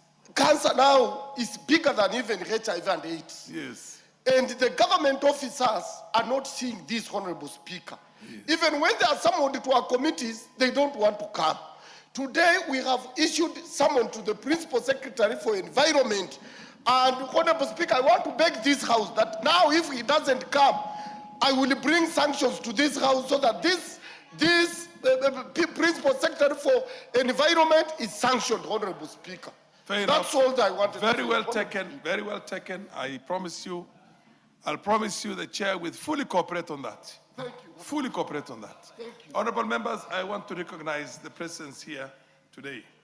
Honorable Nyikal, I hope you get the gist of this thing. It's not just purely medical. You have to coordinate with the environment. You have to coordinate with the Ministry of Agriculture on pesticides and other carcinogenics. You bring us a comprehensive report. Thank you. Now, I want to recognize the presence in the Speaker's Gallery of Moody Awori School, Funyula.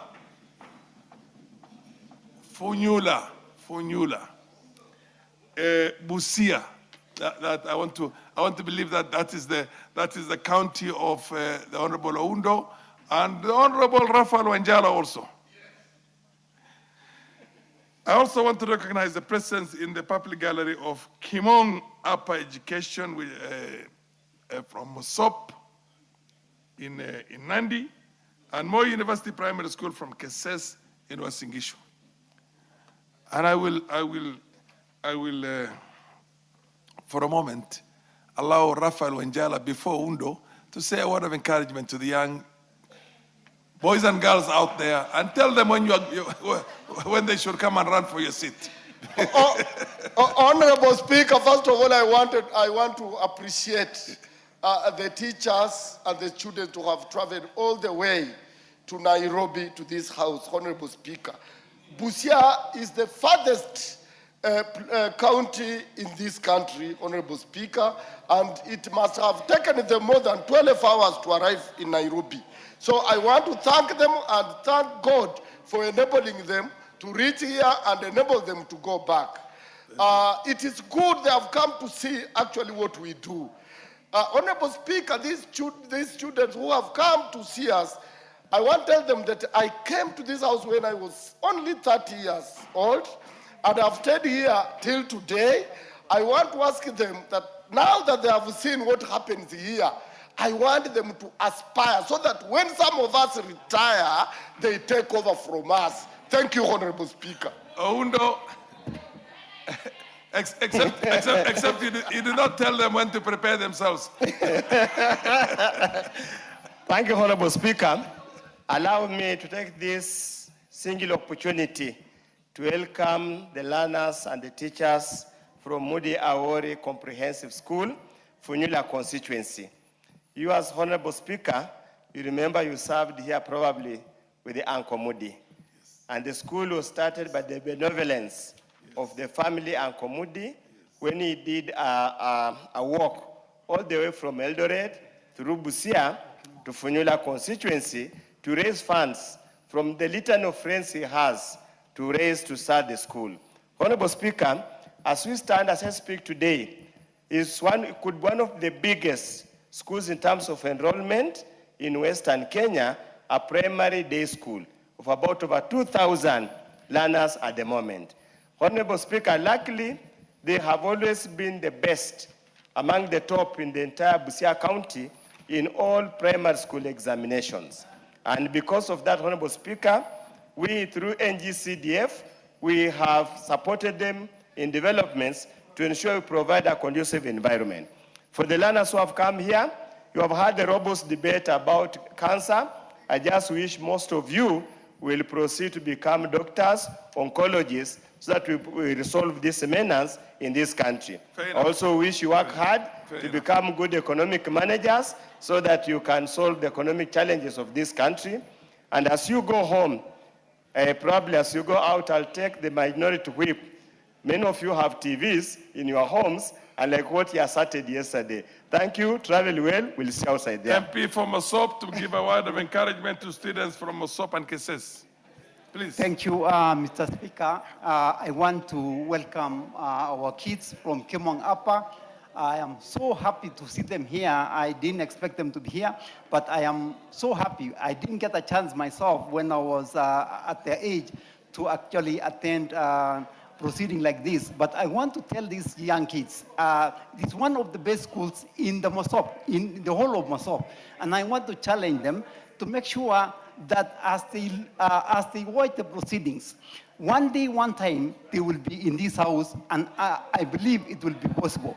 Otherwise, I want to say thank you for the parents, thank you for the teachers, and thank you for everything. Asante, thank you.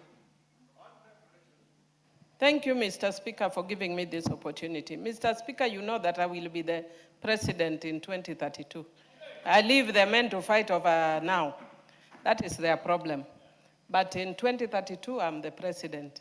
And because I am going to be the president, you must state correct things about me. Honorable Oundo has just said, the minority whip said that the people from Oundo's constituency cannot afford TV or watch TV. And I'm the minority whip, and I did not say such a thing. So can he please correct and say that Honorable Millie has said that the people in Oundo's constituency have TVs and can watch TV? Yeah. Fair enough. The chair does note your sentiments and agrees with you. Now, honorable members, I think we need to make progress. And I'll now call on the Deputy Majority Leader to make a statement. I mean, I'll break with the tradition and allow him so that he can go and do some other businesses. Thank you, Speaker. Thank you very much. Speaker, this is the statement by the leader of the majority party. Pursuant to the provisions of Standing Order 44.2a, I rise to present the following statement on behalf of the House Business Committee, which met on Tuesday, 11th August 2026, to prioritize business for consideration during the week, and the business coming before the House in the next week. Honorable Speaker, with regard to business scheduled for Tuesday next week, the House is expected to consider the following bills at various stages, some of which are listed in today's order paper. A, second reading of the following bills: the Equalization Fund Appropriations Bill 2026 and the County Assembly Services Amendment Bill, Senate Bill number 34 of 2023. I think the Honorable attendee is here for that today. And we need to quickly pass this bill so that it goes for appropriations and signed by the President. So those that come from areas that benefit from equalization can actually get their money. And I think the County Assembly Services Bill is ready. I think the lady from Nyamira is ready. The lady from Kissing. B, the Committee of the Whole House on the Equalization Fund Appropriations Bill, National Assembly Bill number 39 of 2026, if not concluded today. Additionally, Honorable Speaker, debate will be undertaken on the following motions should they not be concluded today. Third, report on the implementation status of reports on petitions and House resolutions, but I think the Honorable is here, the chairman is here, ready to present that report. Seventh, report on the audited financial statements of the various funds. Ninth, report on the audited financial statements for various state corporations. Fifth, report on the implementation status of the reports on petitions and House resolutions. Consideration of sessional paper number 5 of 2026 on the national energy policy. And 6, consideration of sessional paper number 4 of 2026 on the national petroleum policy. Honorable Speaker, it is expected that the House will also consider the following priority items in the course of the week.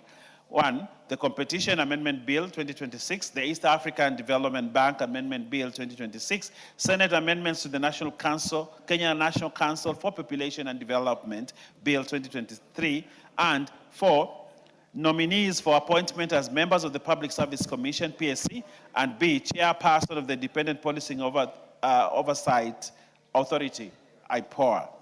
Honorable Speaker, in accordance with the provisions of Standing Order 42A, 5 and 6, I wish to convey that two cabinet secretaries are scheduled to appear before the House on the afternoon of Wednesday, 19th August 2026, to respond on members' questions. They are Cabinet Secretary for Tourism and Wildlife, question number 18, 2026, by the member for Kilgore East, Honorable Julius Sunkuli, MP, regarding inordinate delay in the construction of the Indolisho branch of the Kenya Utalii College. 2, question number 1019, 2026, by the member for Kilifi South, the Honorable Ken Chonga, regarding the circumstances and reasons that led to officers from the Kenya Utalii College being denied access to the Ronald Gala Utalii College on the 24th of July, 2026. And 3, question number 20 of 2026, by the member for Kajiado South, the Honorable Samuel Parashina, MP, regarding the cause of death of 16 elephants in the Amboseli ecosystems between 24th June and 31st July 2026. Cabinet Secretary for Education, question number 015-2026, by the member for Bahati, the Honorable Irene Joki, MP, regarding measures being taken by the Ministry to review and harmonize school reporting times in public learning institutions. 2, question number 016-2026, by the member for Matayos, the Honorable Geoffrey Odanga, MP, regarding the shortage of head teachers and deputy head teachers across the country. And 3, question number 01-2026, by the member for Yatta, the Honorable Robert Basil, MP, regarding the fate of serving interns whose contracts are due to expire in December 2026.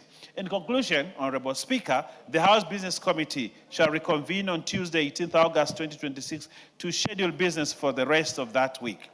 I now wish to lay this paper on the table of the House, and as I do that, I want to request the Honorable Oundo to understand that what I said is that he has not been able to ensure there is electricity in his constituency, and because of that, there are no TVs. So let the people of Funyula ask their member of parliament. So I thank you, Honorable Speaker, and having done that, I lay this paper. Thank you very much.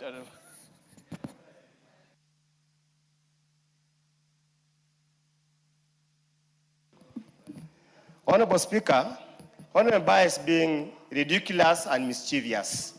Is the government he currently serves seen that has refused to roll out development projects and now is trying to hide behind other members of parliament to hide the failure of this regime?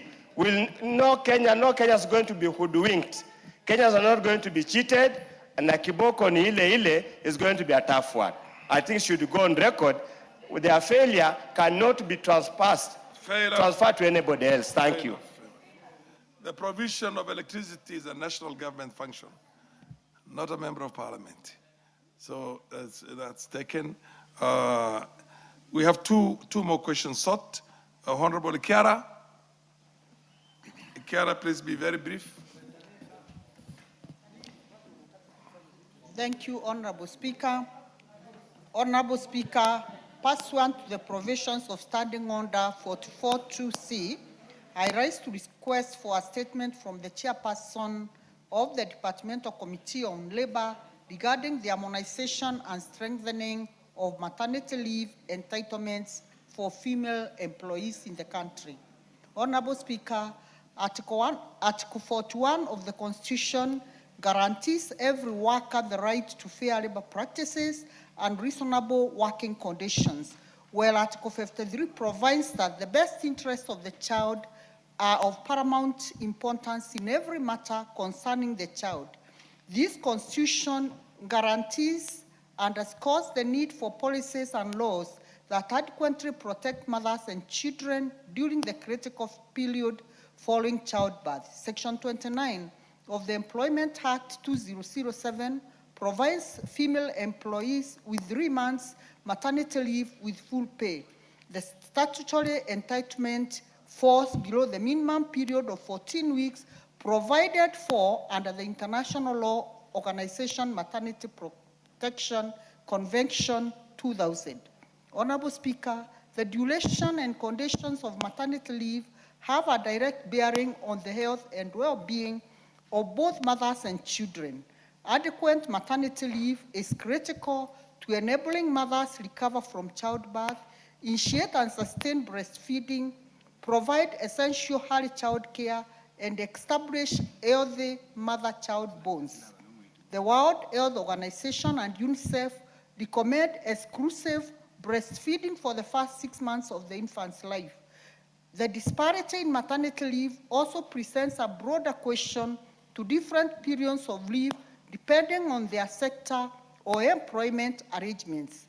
There is therefore a need to consider whether the existing framework adequately promotes equitable maternity protection. Honorable Speaker, it is against this background that I request for a statement from the chairperson of the Departmental Committee on Labor on the following. 1, measures being considered to address disparity in maternity leave entitlement for employees and in public and private sector.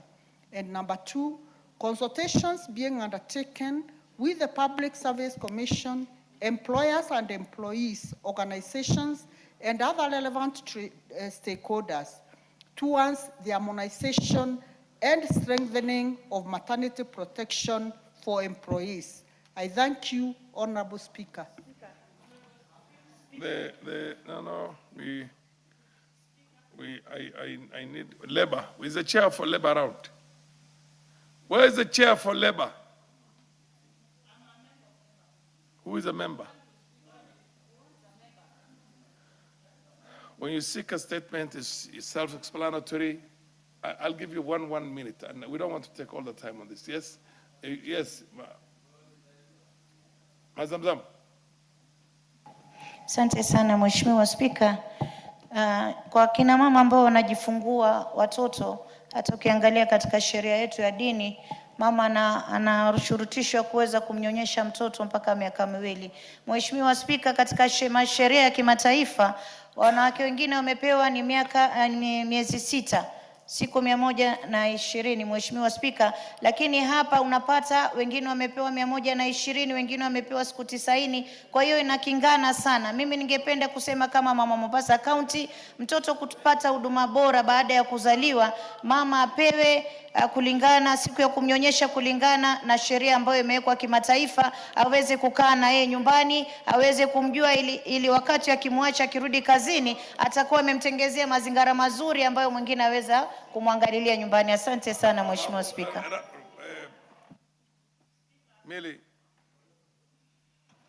Thank you, Mr. Speaker, and I want to thank Honorable Dorothy for bringing that statement.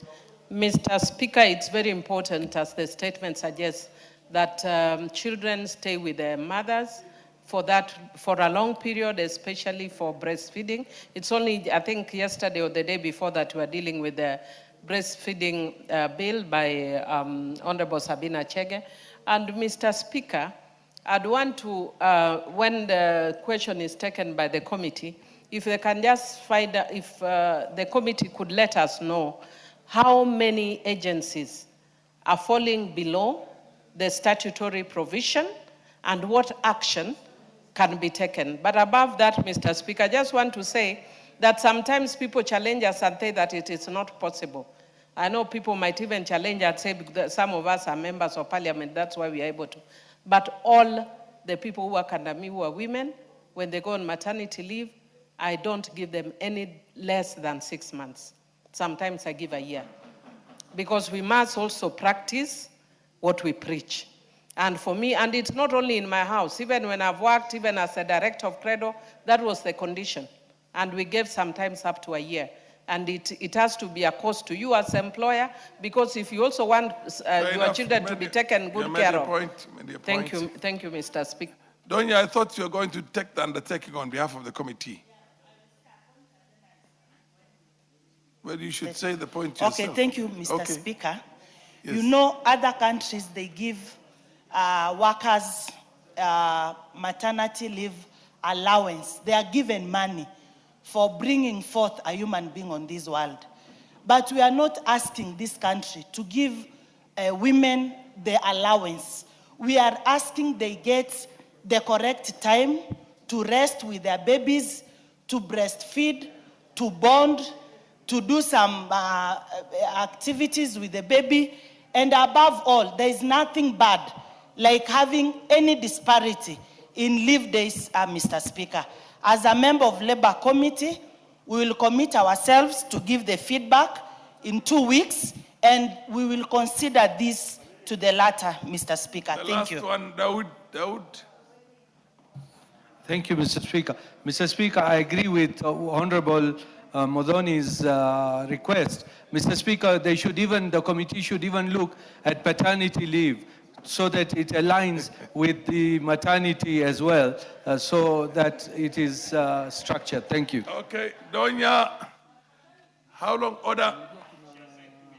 You want, how long do you need to come with it's a comprehensive thing, it's harmonization. It means you have to go through the broad spectrum of the employers in the country, government, private sector, public sector, everywhere, for you to be able to come up with a comprehensive report and say, this is how the practice is now, and this is how we intend to seek harmonization, whether through what do you call an amendment to the labor laws or whatever it is. So give yourself enough time. Don't say 2 weeks and then you end up coming back and say we need more time. Okay, Proceed. Mr. Speaker, if you had not mentioned about the complexity of the matter, I could have even told you this one, if women sit down, we'll give you a response in 2 days, Mr. Speaker, because we know what we are going through. We are practical. This is not theory. We know what women go through. So when I say it is 2 weeks, it stands to be 2 weeks. Thank you, Mr. Speaker. It's a serious matter. When you look at the question, it's not your emotional aspect here. The question says harmonization. Don't ya? Truth of the matter, Order. one- I don't think you understand how this question was put, or the statement sought. Harmonization, which means you first of all study exactly what are the current state, private sector, public sector, different private sectors, how much time they give. And then you come together with that, you collect that report, you collect it, and then you say, we intend to harmonize by saying 6 months, or 1 year, or 2 months, or 2 weeks. It's up to you. So don't underestimate. Don't underestimate the complexity of the matter itself, because you're answering a statement sought. You are not answering your heart. Thank you. Okay. Well, yeah. Yes. Proceed, my dear lady from the Ma area, from Samburu, if I'm not wrong.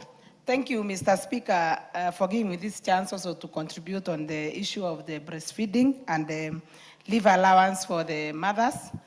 Mr. Speaker, this is really a very serious matter that needs to be given a lot of attention, because during delivery, mothers really go through a lot of difficulty. It's not all deliveries that are easy.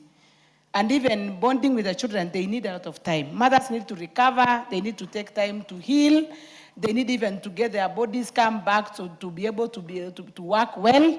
So they need to be given enough time as being proposed by the member who has just read the statement.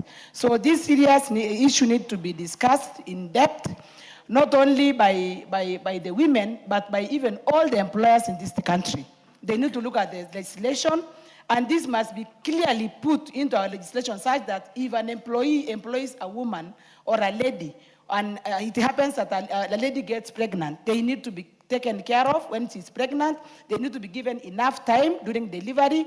Enough time, we are proposing 6 months and beyond, so that they can get time to heal and to be able to regain the energy to be able to come back and deliver and give back to their work. Secondly, even the institutions, after the women have given birth, Mr. Speaker, our institutions need to consider these breastfeeding women, because sometimes some come to work even carrying their children. And if even getting a place to sit and breastfeed their children is a problem. So we need all the institutions, including even Parliament, to have a special place, set a special place for breastfeeding of our children, so that those ladies who deliver can even continue breastfeeding their children after the expiry of their maternity leave period, so that we can take care of the children well and take care of our mothers. Thank you, Mr. Speaker. Fair enough. I'll give you an opportunity. Just relax. We have certain traditions even within the wider spectrum of our own community. For example, 1 or 2 communities I know, the wives are supposed to breastfeed for at least 2 years or 3 years. The Ma community, am I right? And in that time, women are not even allowed to consummate love with their husbands. Am I right? That goes also for the Borans. It used to go for the Somalis in the olden days. I don't know whether it's still there. So when you need to do something, you do psychosocial, all this private sector, public sector. Yes, Honorable. Thank you, Mr. Speaker. I want to put my thoughts into this, because I represent a rather different constituency, where most of my constituents, mostly women, are single women and are independently employed. There are people working in the markets, people who are employed themselves. So let it not be lost to us that, like a few days ago, the president said, once a person gets pregnant, from there on, they start getting paid. So I think, yeah, that is what he said from the State House. That is what he said. Order. That is what he said, and I think it is also be advantageous to us if these women who work in these markets also get some stipend during that leave so that they can be able to survive for the maternity leave also, so that they can, there's no woman who is more woman than the other. So they also deserve this stipend as they are breastfeeding their children for a period of maybe those 6 months. I think this is something that should be looked at generally. We should not subject only those women who are. You have made your point very well. No, I do understand. The chair understands what he said. You are talking about maternity leave for people who are order, people who are in gainful employments. How about the ones who are self-employed? How about the ones who are casuals? You see what I mean? What he's actually doing is that he's saying, look, all women are not in employment. There are women who do not have employment, but who still need to bond with their children. Now, how do you go about it? You're right. I think you have a very strong point on this. Millie, you should weigh in on this. Yes. Thank you, Mr. Speaker. I've actually brought a bill which I think the Health Committee has deemed that it might not be necessary to bring, which is called the Family Reproductive Health Care Bill. And the Family Reproductive Health Care Bill looks at the entire spectrum, and it looks at all women in whole. But we must realize that what the honorable member is saying is actually true, that there's a challenge because of the economic situation of the country, that there are women, like I talked about, even women who work for me, whether as house helps or otherwise, but they work for me. They are not self-employed. So the challenge is, what about that woman who is self-employed? Absolutely. Who earns 2,000 maybe or 3,000 per month? How do they survive? The only thing that I'm not too sure he got right, that the president said that all women who are pregnant will be paid by the president. I'm not too sure about that too. I'm not too sure because Mr. Speaker will get pregnant tomorrow. I also want that money. But I don't think the president said I haven't had that, but then nonetheless, don't invoke the president's name. You're not a minister. You know what I mean? You're the only people who can invoke the president's or other government policy are the people who are in the government. Anyway, proceed. Yeah, Donya, give us now, based on the complexities of what you have had. The House is trying to help you. How much time do you need? Mr. Speaker, as much as you want to help Donya, I also want to help the workers to get the information adequately. How much time do you need? How much time? Because this is not rocket science, Mr. Speaker. We already have it in the Employment Act. Just allow me to be firm with my 2 weeks. There is nothing. I'm the one who has been asked, Honorable Millie, and we will work on it. I insist we will do the report in 2 weeks. So okay. you dare as it is okay. Then after.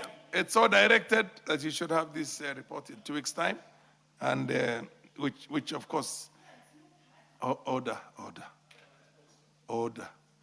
But who is the chair? The chair sees that order. It's so directed.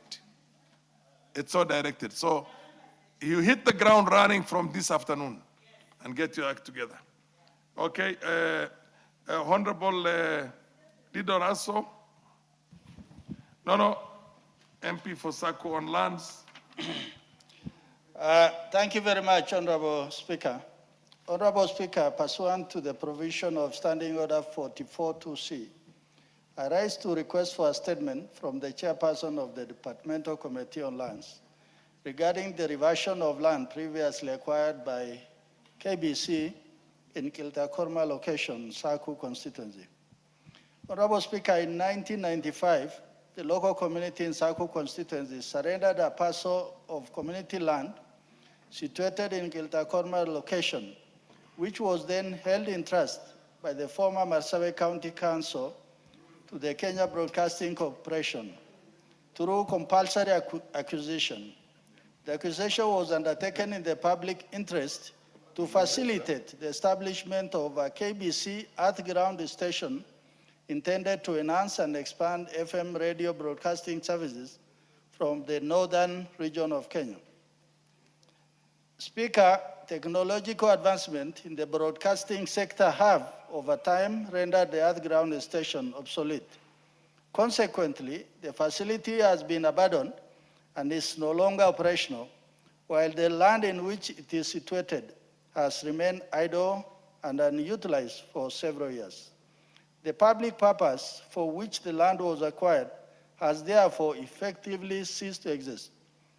The continued retention of the land by the KBC, notwithstanding its prolonged non-utilization, has deprived the community of an opportunity to benefit from this valuable public resource through its reallocation to priority socio-economic development initiative. Such initiative may include the establishment of public institutions, social amenities, and other community projects capable of directly benefiting the residents of Kiltakorma location in the wider Saku constituency. Honorable Speaker, it is against this background that I request for a statement from the chairperson of the Departmental Committee on Lands on the following: the legal status, acreage, and ownership particulars of the land acquired in 1995 by KBC in Kiltakorma location, Saku constituency. 2, measures being taken by the Ministry of Land, Public Work, Housing, and Urban Development in consultation with the KBC and the relevant governmental agencies to facilitate the reversion of the land to the community from whom it was originally acquired in accordance with provision of Community Land Act governing compulsory acquisition and reversion of unutilized public land. And 3, the timeline within which the government will conclude the process of reversing the land in the community, to enable its utilization for priority public and community development project. I thank you, Honorable Speaker.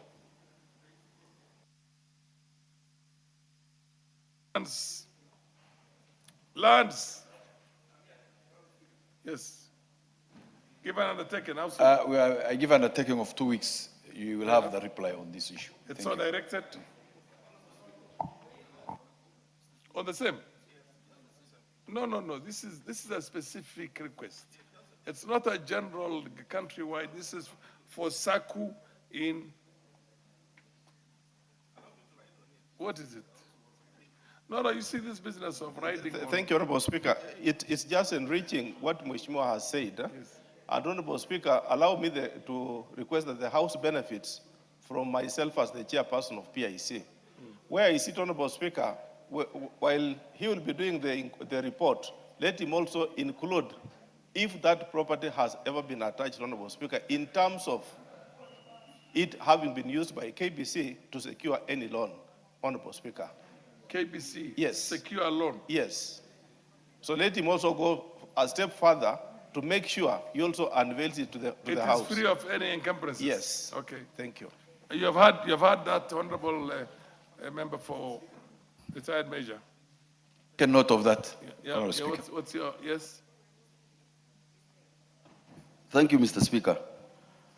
Riding on what the Honorable Member for Saku has said, Mr. Speaker, Kenya Broadcasting Corporation has got land all over the country. And in each main center, in each town, be it Kitale, Mombasa, Mr. Speaker, some of these, like the one in Kisii town, actually is now moribund. There are people doing mitumba from the premises. And honestly, we believe that some of these assets should just be returned to government. I mean, we have gone digital. Look at Royal Media. They are just on 3-4 floors here in Hurlingham, but you can hear them out in Australia. So you wonder why Kenya Broadcasting Corporation needs all these parcels of land, which they are not using, Mr. Speaker. Fair enough. Thank you. Take a note of that. Yes, Honorable KJ.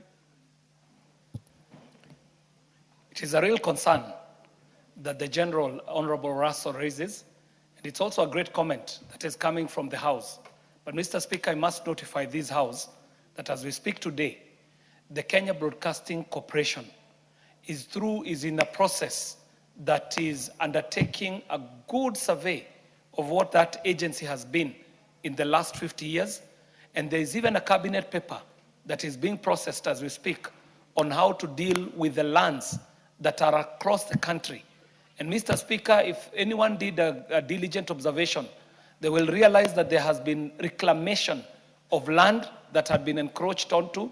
But more importantly, for taking the debate forward, Mr. Speaker, the plan is to ensure that the land that KBC has first benefits the corporation up to and including the retired members of staff and other people who have worked for KBC who are owed to the tune of billions of shillings by the agency that is also crippling the core function of the broadcaster. But even more importantly, the treasury, the presidency, and even this parliament are taking the steps of modernizing KBC, but it will take for us to first take stock of all the assets that they have. Even the affordable housing projects, Mr. Speaker, are also coming into some of the lands that KBC is not utilizing. So with the modernization of KBC, the rationalization of their staff, and the working on legacy problems at KBC, some of these land issues shall be sorted for good. I thank you, Mr. Speaker. Okay, let's go to the next thing, which is the responses that were sought. Yeah, for agriculture, I am made to understand that the lady who asked this is not around. So the response or the statement or the response itself will be made available to her and the House at a later date. The same also happens to be the case with, is Honorable Machua Waidaka MP around in the House? No, he's not around, so you better wait until, let's say, I defer this until. Okay, table the statement. Table the statement.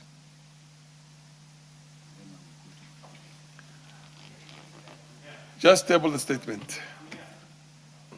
And then we go to the energy, the chair of the energy. Proceed. Thank you, Honorable Speaker. Electricity connectivity in public primary and secondary schools in Isiolo County. And Madam Mumina is there? Yes. Mumina is there. Yes. Thank you, Honorable Speaker. The following is... Do you have a copy of the statement, of the response? You have the responses? Okay, fair enough. Just summarize it, and then if she has anything to... Thank you, Honorable Speaker.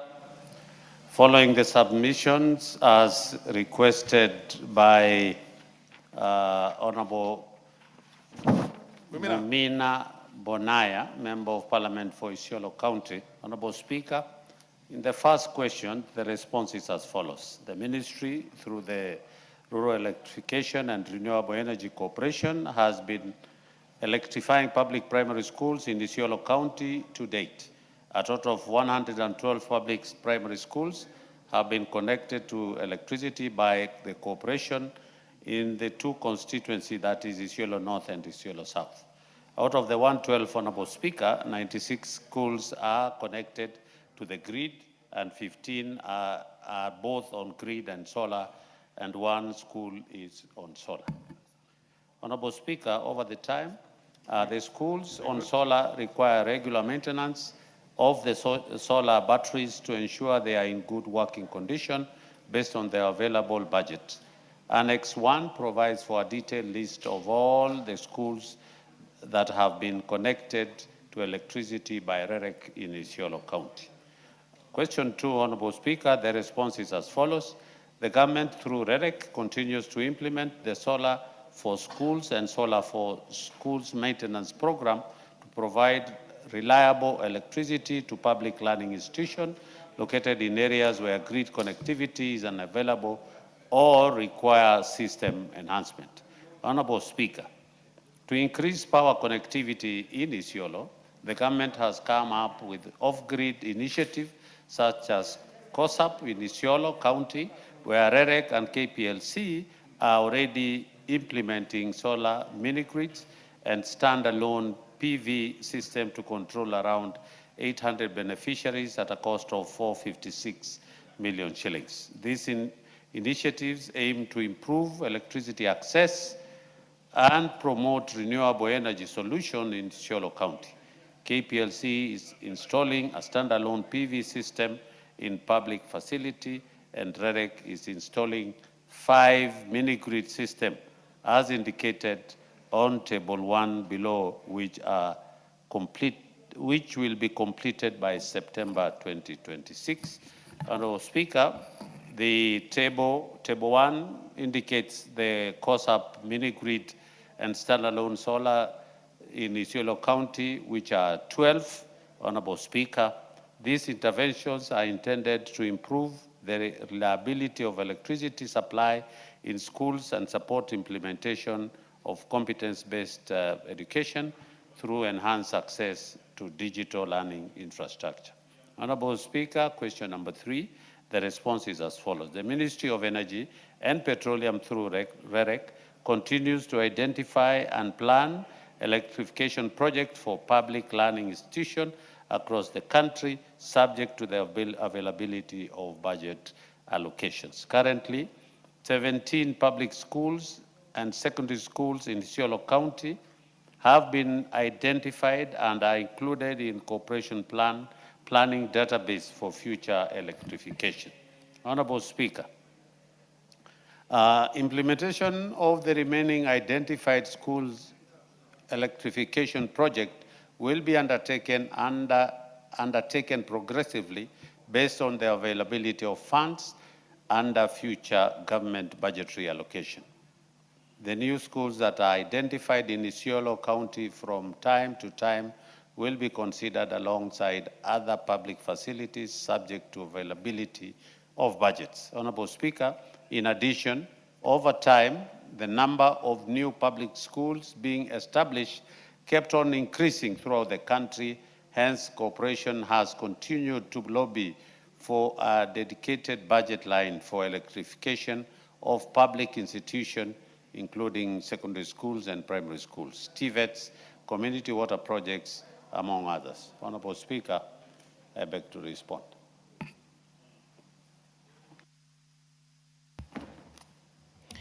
Honorable Speaker, I wish to thank the Ministry for the response, but I must say I am disappointed as the responses given didn't address my concerns and also didn't speak to the specific questions that I asked in my statement.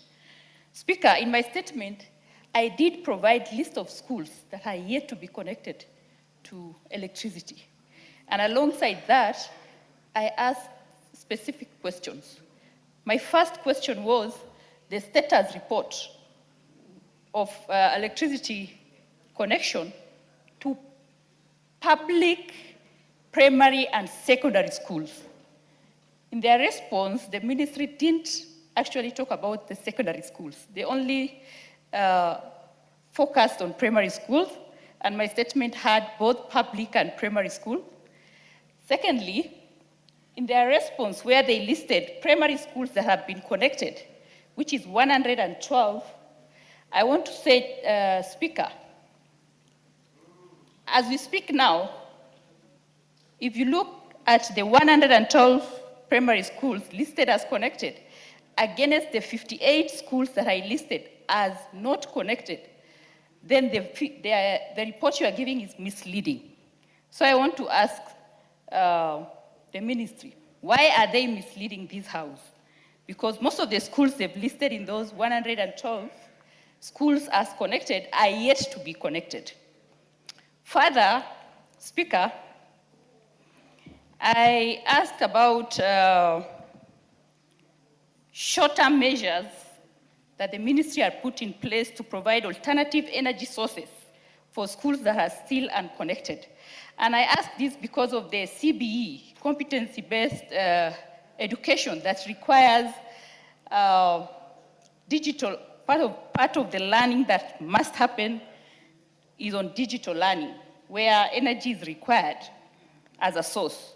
So there was no response to that question, the alternative measures in place. And finally, on plans and budgetary allocation in place by the ministry to ensure the schools are connected, the only response they give, which they did casually, is to say it will be done on availability of funds in future. No plans, no budgetary allocation, nothing. And finally, Speaker, where they've listed mini grids to be done in 7 areas, I think, they've not shown the plan to have schools connected after that. So those are my concerns, and I think nothing in that response has addressed the issues I raised in my statement. I thank you. Yes, Oundo, what's the issue? Go ahead, Oundo. Speaker, the other side are getting so jittery whenever I'm given a mic. I don't know why. Honorable Speaker, let me thank the chair of the Committee of Energy for being a forthright and hardworking member of Parliament and chair. And sometimes I sympathize with him, and I sympathize with many of the chairs that they come to the point. So, Honorable Speaker, the point raised by my colleague here is about connectivity to public institutions.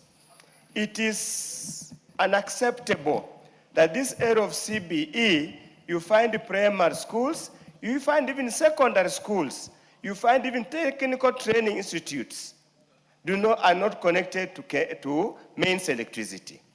As a country, as a parliament, I want to add, Chair, if at any time you go again to do the supplementary budget or any budget, please drop everything else. Make sure all public primary schools or public secondary schools or technical training institutes have got mains power electricity connected. In my constituency, Honorable Speaker, as I stand here today, and I'll move a substantive question, I have 5 primary schools built by NGCDF during my term that have got no power. I have a youth polytechnic that was built by NGCDF before it was passed over to the to county government. Order, you have made your point. You made your point. Once you say that you made your point. Now, don't engage in a debate on your constituency when indeed what we're discussing is Momina's constituency. Now,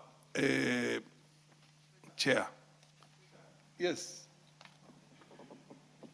Do you wish to? Thank you very much, Honorable Speaker. I wish to say something about this. You know, Mr. Speaker, the Honorable colleague Mumina was specific about schools. She didn't ask about settlement, new areas, and all that. If we say education is single equalizer, and half the schools in a county does not have access to electricity, it means they are not on computers. They are not on social media. They are not on the new gadgets that learners will have access to education. So for that reason, Honorable Speaker, when a colleague raises such a question, I think the answer should never be pedestrian. The department must take stock of what are the issues. How can they rope in? How can they support that particular region? And I think the issue of marginalization is clear in this case. The children in Isiolo cannot perform well in national Fair enough. education. You've made your point, Honorable Dedidoraso. Chair, the Honorable Mumina asked specific institutions. Madam Bonaya, you have gone to areas that she did not seek.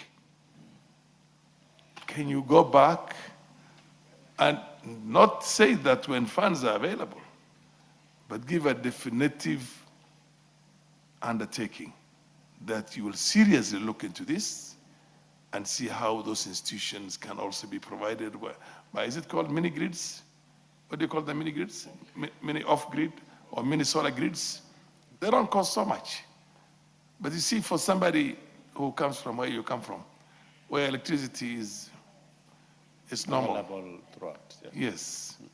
And Honorable Speaker, somebody coming from Momina's constituency and my constituency, where electricity, children have not seen electricity for more than half of the constituency all their lives. You need to be so sensitive to the extent of giving definitive undertaking on how you intend to tackle that problem. And if you don't think you have that one right now, ask for the chair to allow you to go back and come back with a more comprehensive answer. I thank you, Honorable Chair, Speaker. Exactly that is what I wanted to say. And it's unfortunate. If she actually, because I never saw this, when she gave her statement, by the time, if she did ask specific for 50, was it 58 or 54?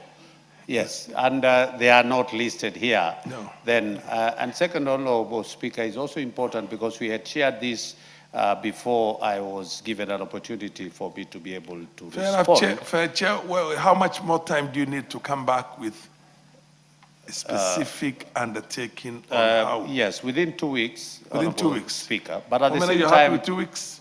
It's so granted. I think 2 weeks is, in my opinion, sufficient. So it's directed that you come back with this answer in 2 weeks' time. Yeah, Russell, I think we have exhausted that very well. You're lucky that the chair comes from an area similar to yours and is prosecuting the matter for you, not just yourselves. So, Thank you, Mr. Speaker.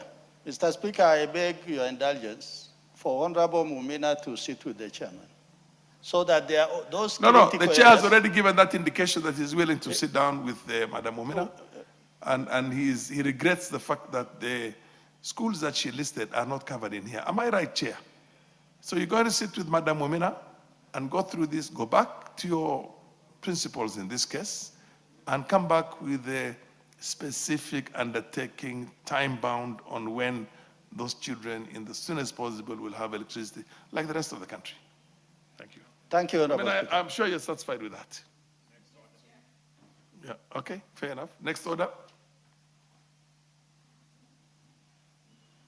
Order number 10.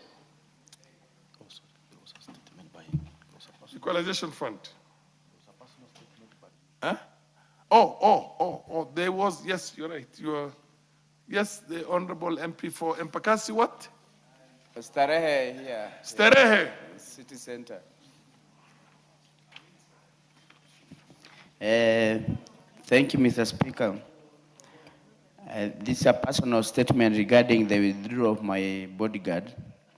Honorable Speaker, pursuant to the provisions of Standing Order 44.2E, I rise to make a personal statement regarding the withdrawal and transfer of my personal bodyguard, Constable George Mwerege Muturi, P number 201-506-2670, from my official security detail. Honorable Speaker, Constable George Mwerege Muturi had been assigned to me in the course of my official duties as a member of Parliament. However, recently he was recalled from my security detail and redesignated back to his former duty station in Keyo North Sub-County, thereby ceasing to serve as part of my designated security detail. Honorable Speaker, I'm particularly concerned that the recall and transfer of the officer was effected on the 8th of July 2026 during the heated campaigns of the Olkalau constituency by-election. This was done without prior consultation or communication to me on the reasons for the action, and without a replacement being assigned to my security detail. I wish to place on record that the withdrawal of a security officer assigned to a member of Parliament is a matter that ought to be handled with due regard to the security requirements and official responsibilities of the member concerned. The absence of my designated personal security officer has implications for my safety and may adversely affect my ability to discharge my constitutional and parliamentary responsibilities effectively, particularly in the course of undertaking official duties and engaging with the constituents and members of the public. I therefore seek the directions of the Honorable Speaker on the matter, and in particular request that the appropriate authority inquire into the circumstances leading to the transfer of Constable George Mwerege Muturi, establish the reasons for his removal from my personal security detail, and clarify measures being taken to ensure that my personal security is reinstated. I thank you, Honorable Speaker. Personal statements do not have any debate. It's just that. But just for the curiosity of the House, you now don't have a security. You don't have at all. Don't have any. Yeah, I don't have any. How many were you allocated in the first place? I had one. And that one is withdrawn? Has been withdrawn during the Kalau by-elections. I don't know, for reasons best known to them. Anyway. But neither, I'm in DCP, I'm in one term, nevertheless. Order,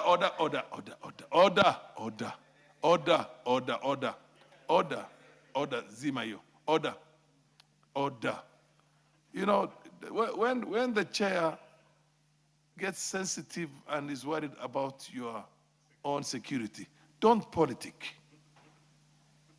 You see what I mean?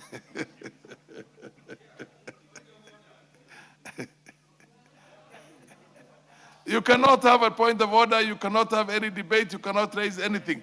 It was just for the curiosity of the chair.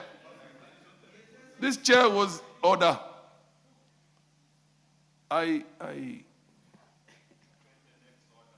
Next order.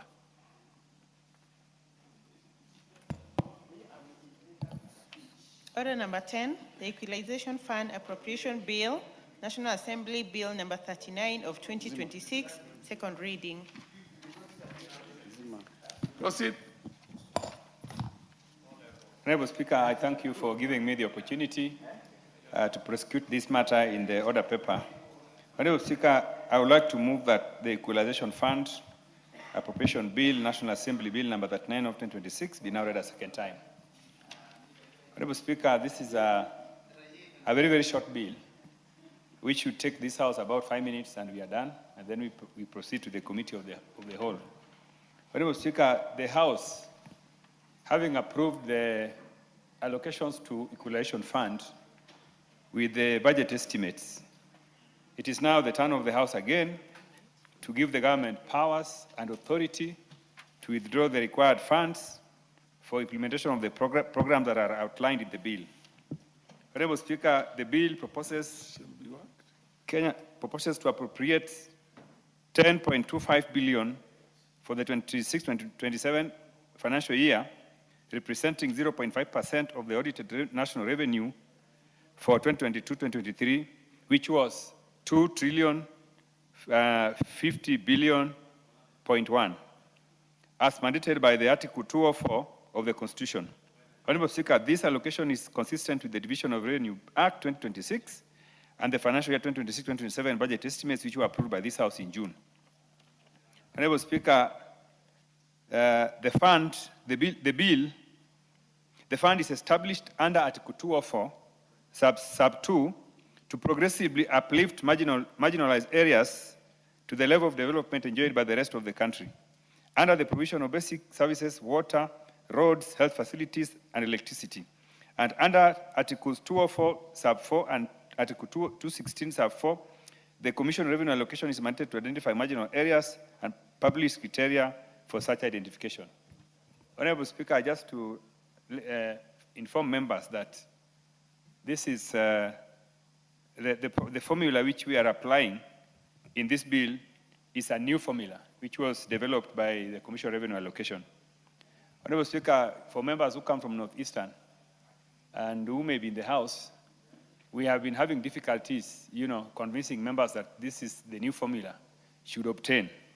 And the reason being, Honorable Speaker, that this new policy, we call it the second marginalization policy, has identified about 1,424 marginalized sub-locations across 34 counties and in 107 constituencies using a deprivation index constructed from indicators of access to safe water, sanitation, electricity, and school attendance. This index forms the basis for sharing funds from the Equalization Fund. Honorable Speaker, most members have argued that the intention of the Equalization Fund was not to distribute these resources to sub-locations, but indeed this fund was supposed to actually be used to put in place infrastructure, in most cases the northeastern parts of the country. Actually, from my understanding, and because I was also alive when the constitution was being drafted, my opinion was that this fund was supposed to serve to uplift those areas in northeastern. But it has come to a situation where, Honorable Speaker, even in regions like Central Province, Nyanza, you find that there are areas that have been classified as marginalized.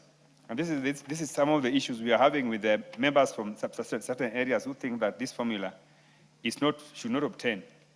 Honorable Speaker, the total allocation of 10.25 billion, 307.52 million is reserved for secretariat recurrent expenses, being not more than 3% of the total allocation as provided under the PFM Act.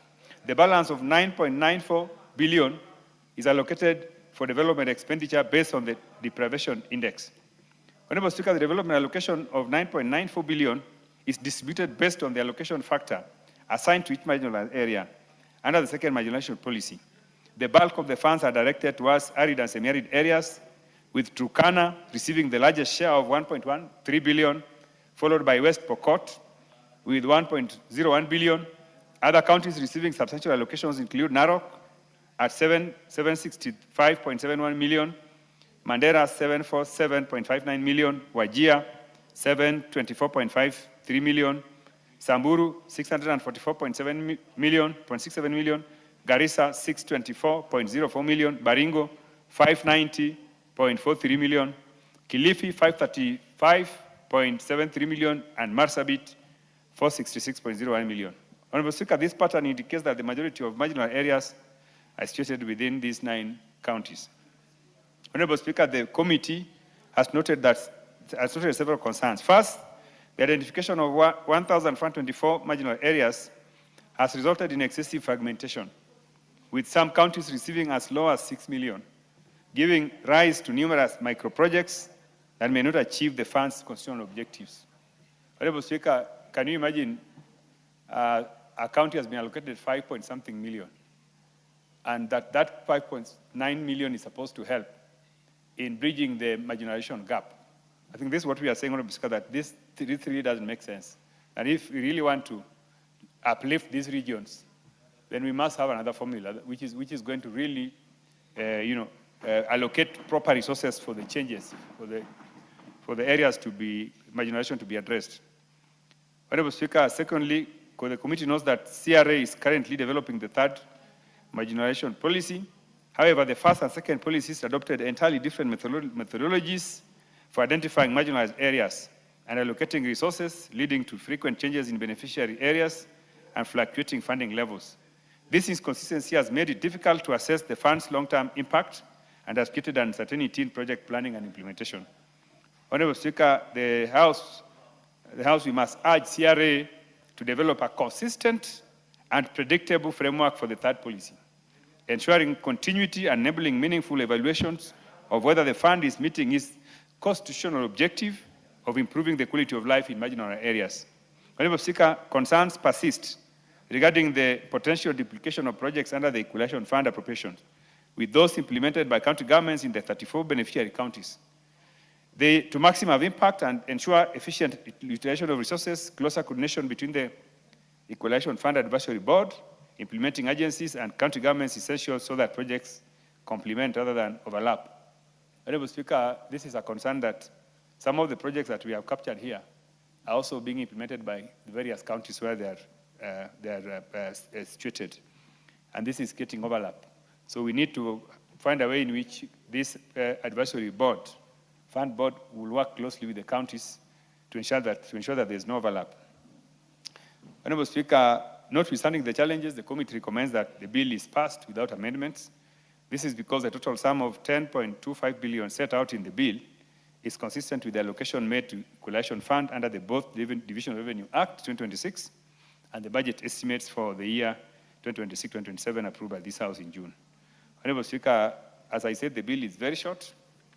If you have a copy of the bill, you will see the allocations captured per county, with per constituency and per sub-locations. So, Honorable Speaker, with those many remarks, I would like to move and ask my able Vice Chairman, the Honorable Dr. Pukose, to second. Thank you, Honorable Speaker, and thank you, Chair. I beg to second the Equalization Fund Appropriation Bill, National Assembly Bill number 39 of 2026. Honorable Speaker, as the Chair put it, this is almost like a procedural motion because in the Division of Revenue Act, we already passed this bill and it was debated. Honorable Speaker, when you see in the Division of Revenue, the amount that was allocated in the equalization was 10.25 billion. And this is to 34 constituencies, to 34 counties, 107 constituencies, and 1,424 sub-locations. In the second formula that we are now applying, it is giving money at the unit of operation at the sub-locational level. And this money is not deposited at the county.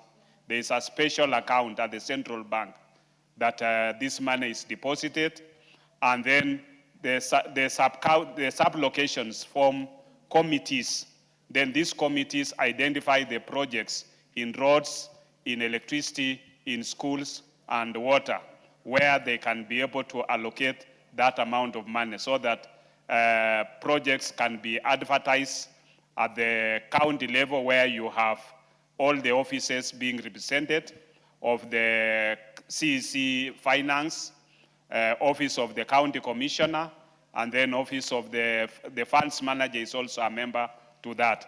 And you'll find that with the second formula that was applied by CRA, they went and looked at several factors within this area in terms of electricity, in terms of roads, in terms of poverty, in terms of water, and this is how they came up with that second formula.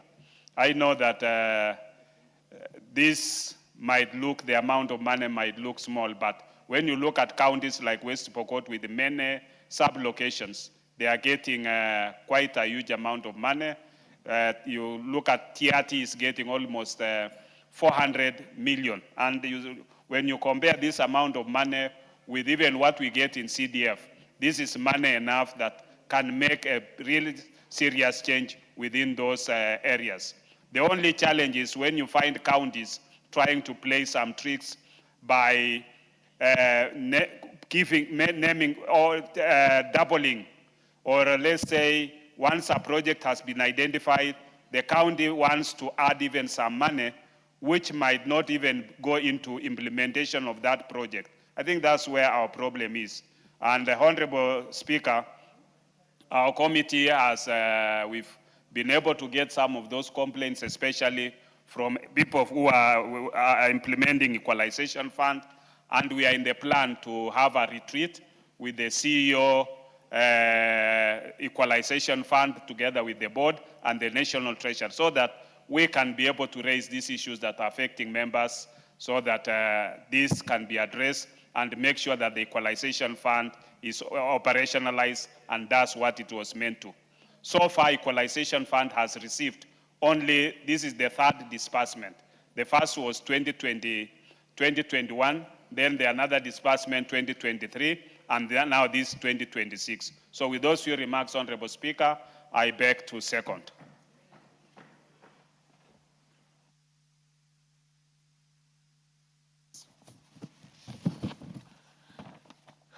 I now propose a question that the Equalization Fund Appropriation Bill, National Assembly Bill number 39 of 2026 be now read a second time. Second. Yes, what's your point of order, Honorable Kore? Thank you, Honorable Speaker. This is a very important bill, and it has got a lot of interest for members from northeastern and northern Kenya in general. And we have not internalized, we have not discussed this at length. And Honorable Speaker, I would want to ask whether even we have the quorum to discuss this bill at this stage, this important motion.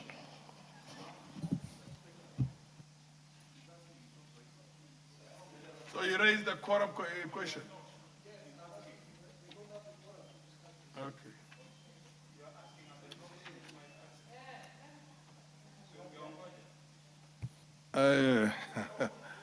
Where is the check? Eh? Just check. Order, order. Check if you have quorum.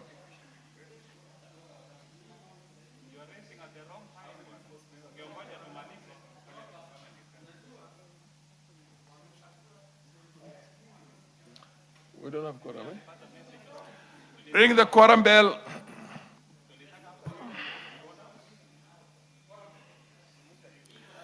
Where are the whips? Whips, go and look for your own members.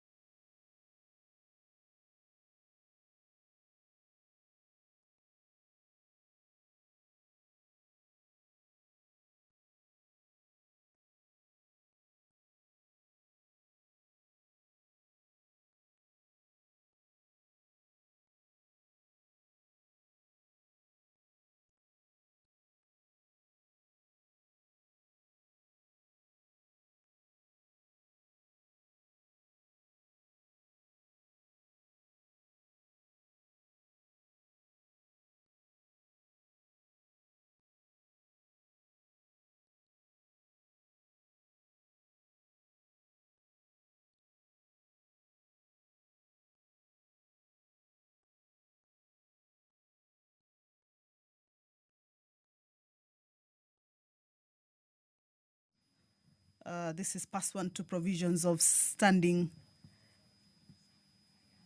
Order 35. And the members of the National Assembly were about to begin debate on the Equalization Fund Appropriation Bill, a bill originating from the National Assembly, Bill number 39 of 2026.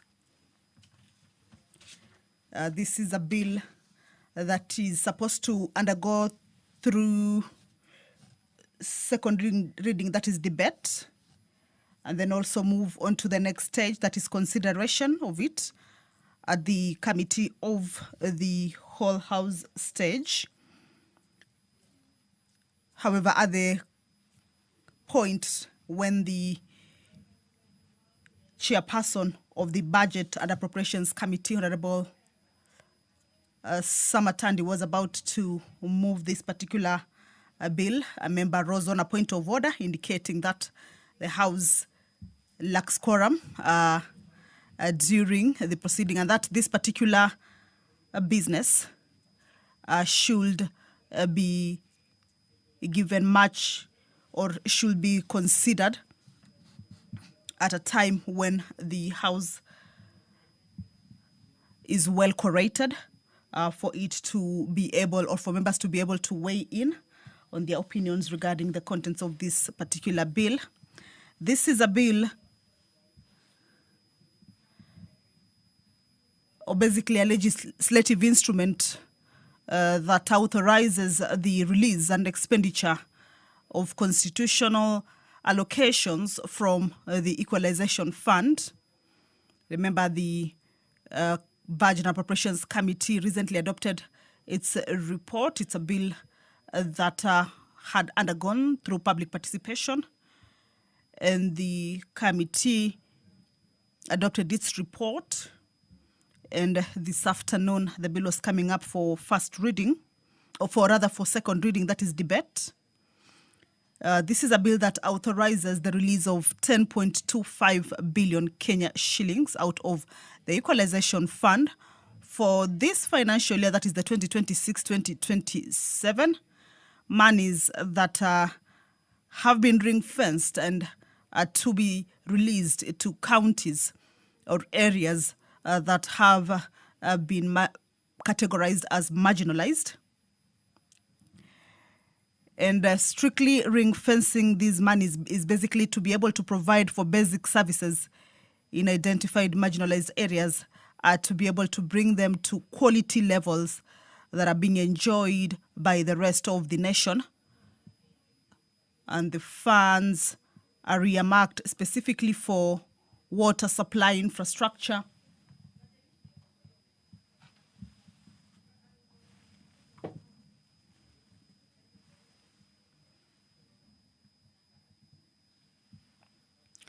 also have been earmarked for road network improvement,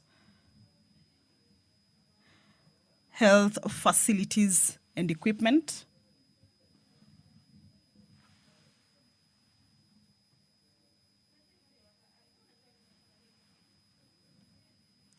as well as rural electrification, water supply infrastructure, road network improvement, health facilities and equipment, as well as rural electrification. This is to ensure that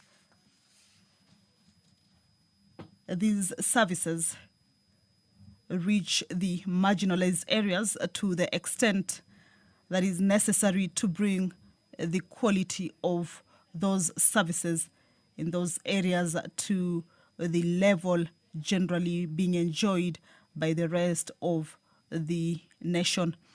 So this particular bill proposes a legal framework for the issuance of the monies out of the Equalization Fund to the county governments in which these marginalized areas fall for the provision of these crucial basic services. Remember, it is not to all counties, however, to various counties where these areas that are termed as marginalized, or where these services are deemed fit to be able to reach and enable the areas to be able to get these essential services, same as other areas of the country or other parts of the country shall get. Some of the counties include areas in West Pokot, that is Kacheliba, Kapenguria, Pokot South, Sigor.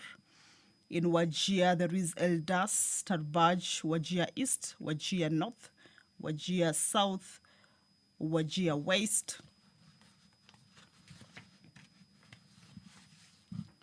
There is also the county of Tana River, the areas that have been earmarked include Bura, Galole, Garseni.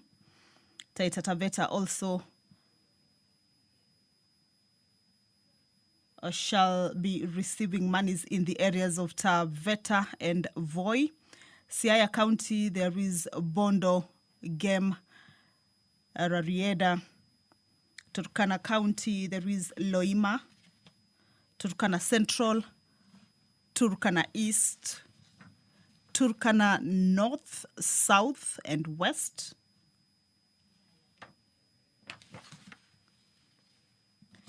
Tharaka Nithi, there is the areas of Mara and Tharaka. Remember, the monies for services including water, roads, health facilities, and electricity. Muranga County, the monies have been allocated to Gatanga, areas in Gatanga.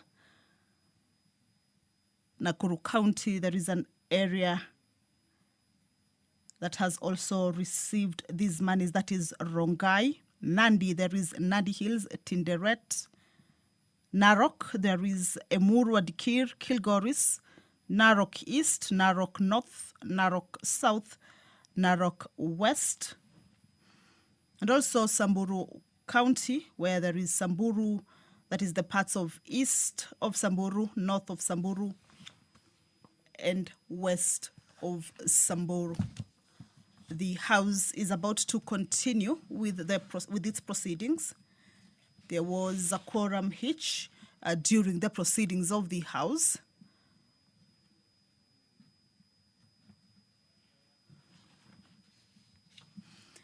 And the Speaker has directed that the quorum bell, of course, be rung, of course, to inform members of the National Assembly that their presence is highly required inside the chamber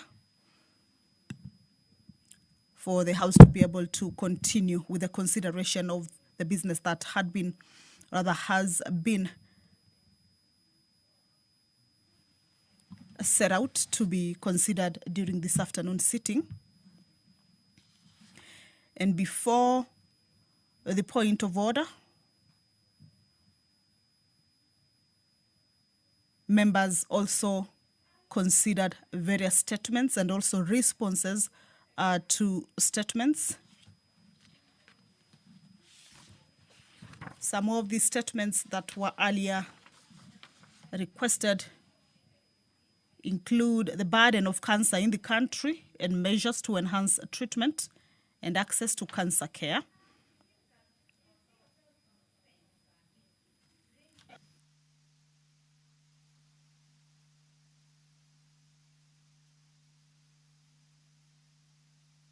Members, order. Order, honorable members. Order. Wangwe, order. Take the nearest seat. Murugara. Take the... Rosa Buyu. Take a seat.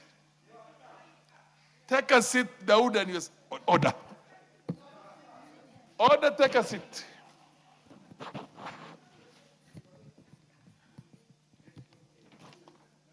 Honorable members, the time being 17:35 p.m., this House stands adjourned until Tuesday,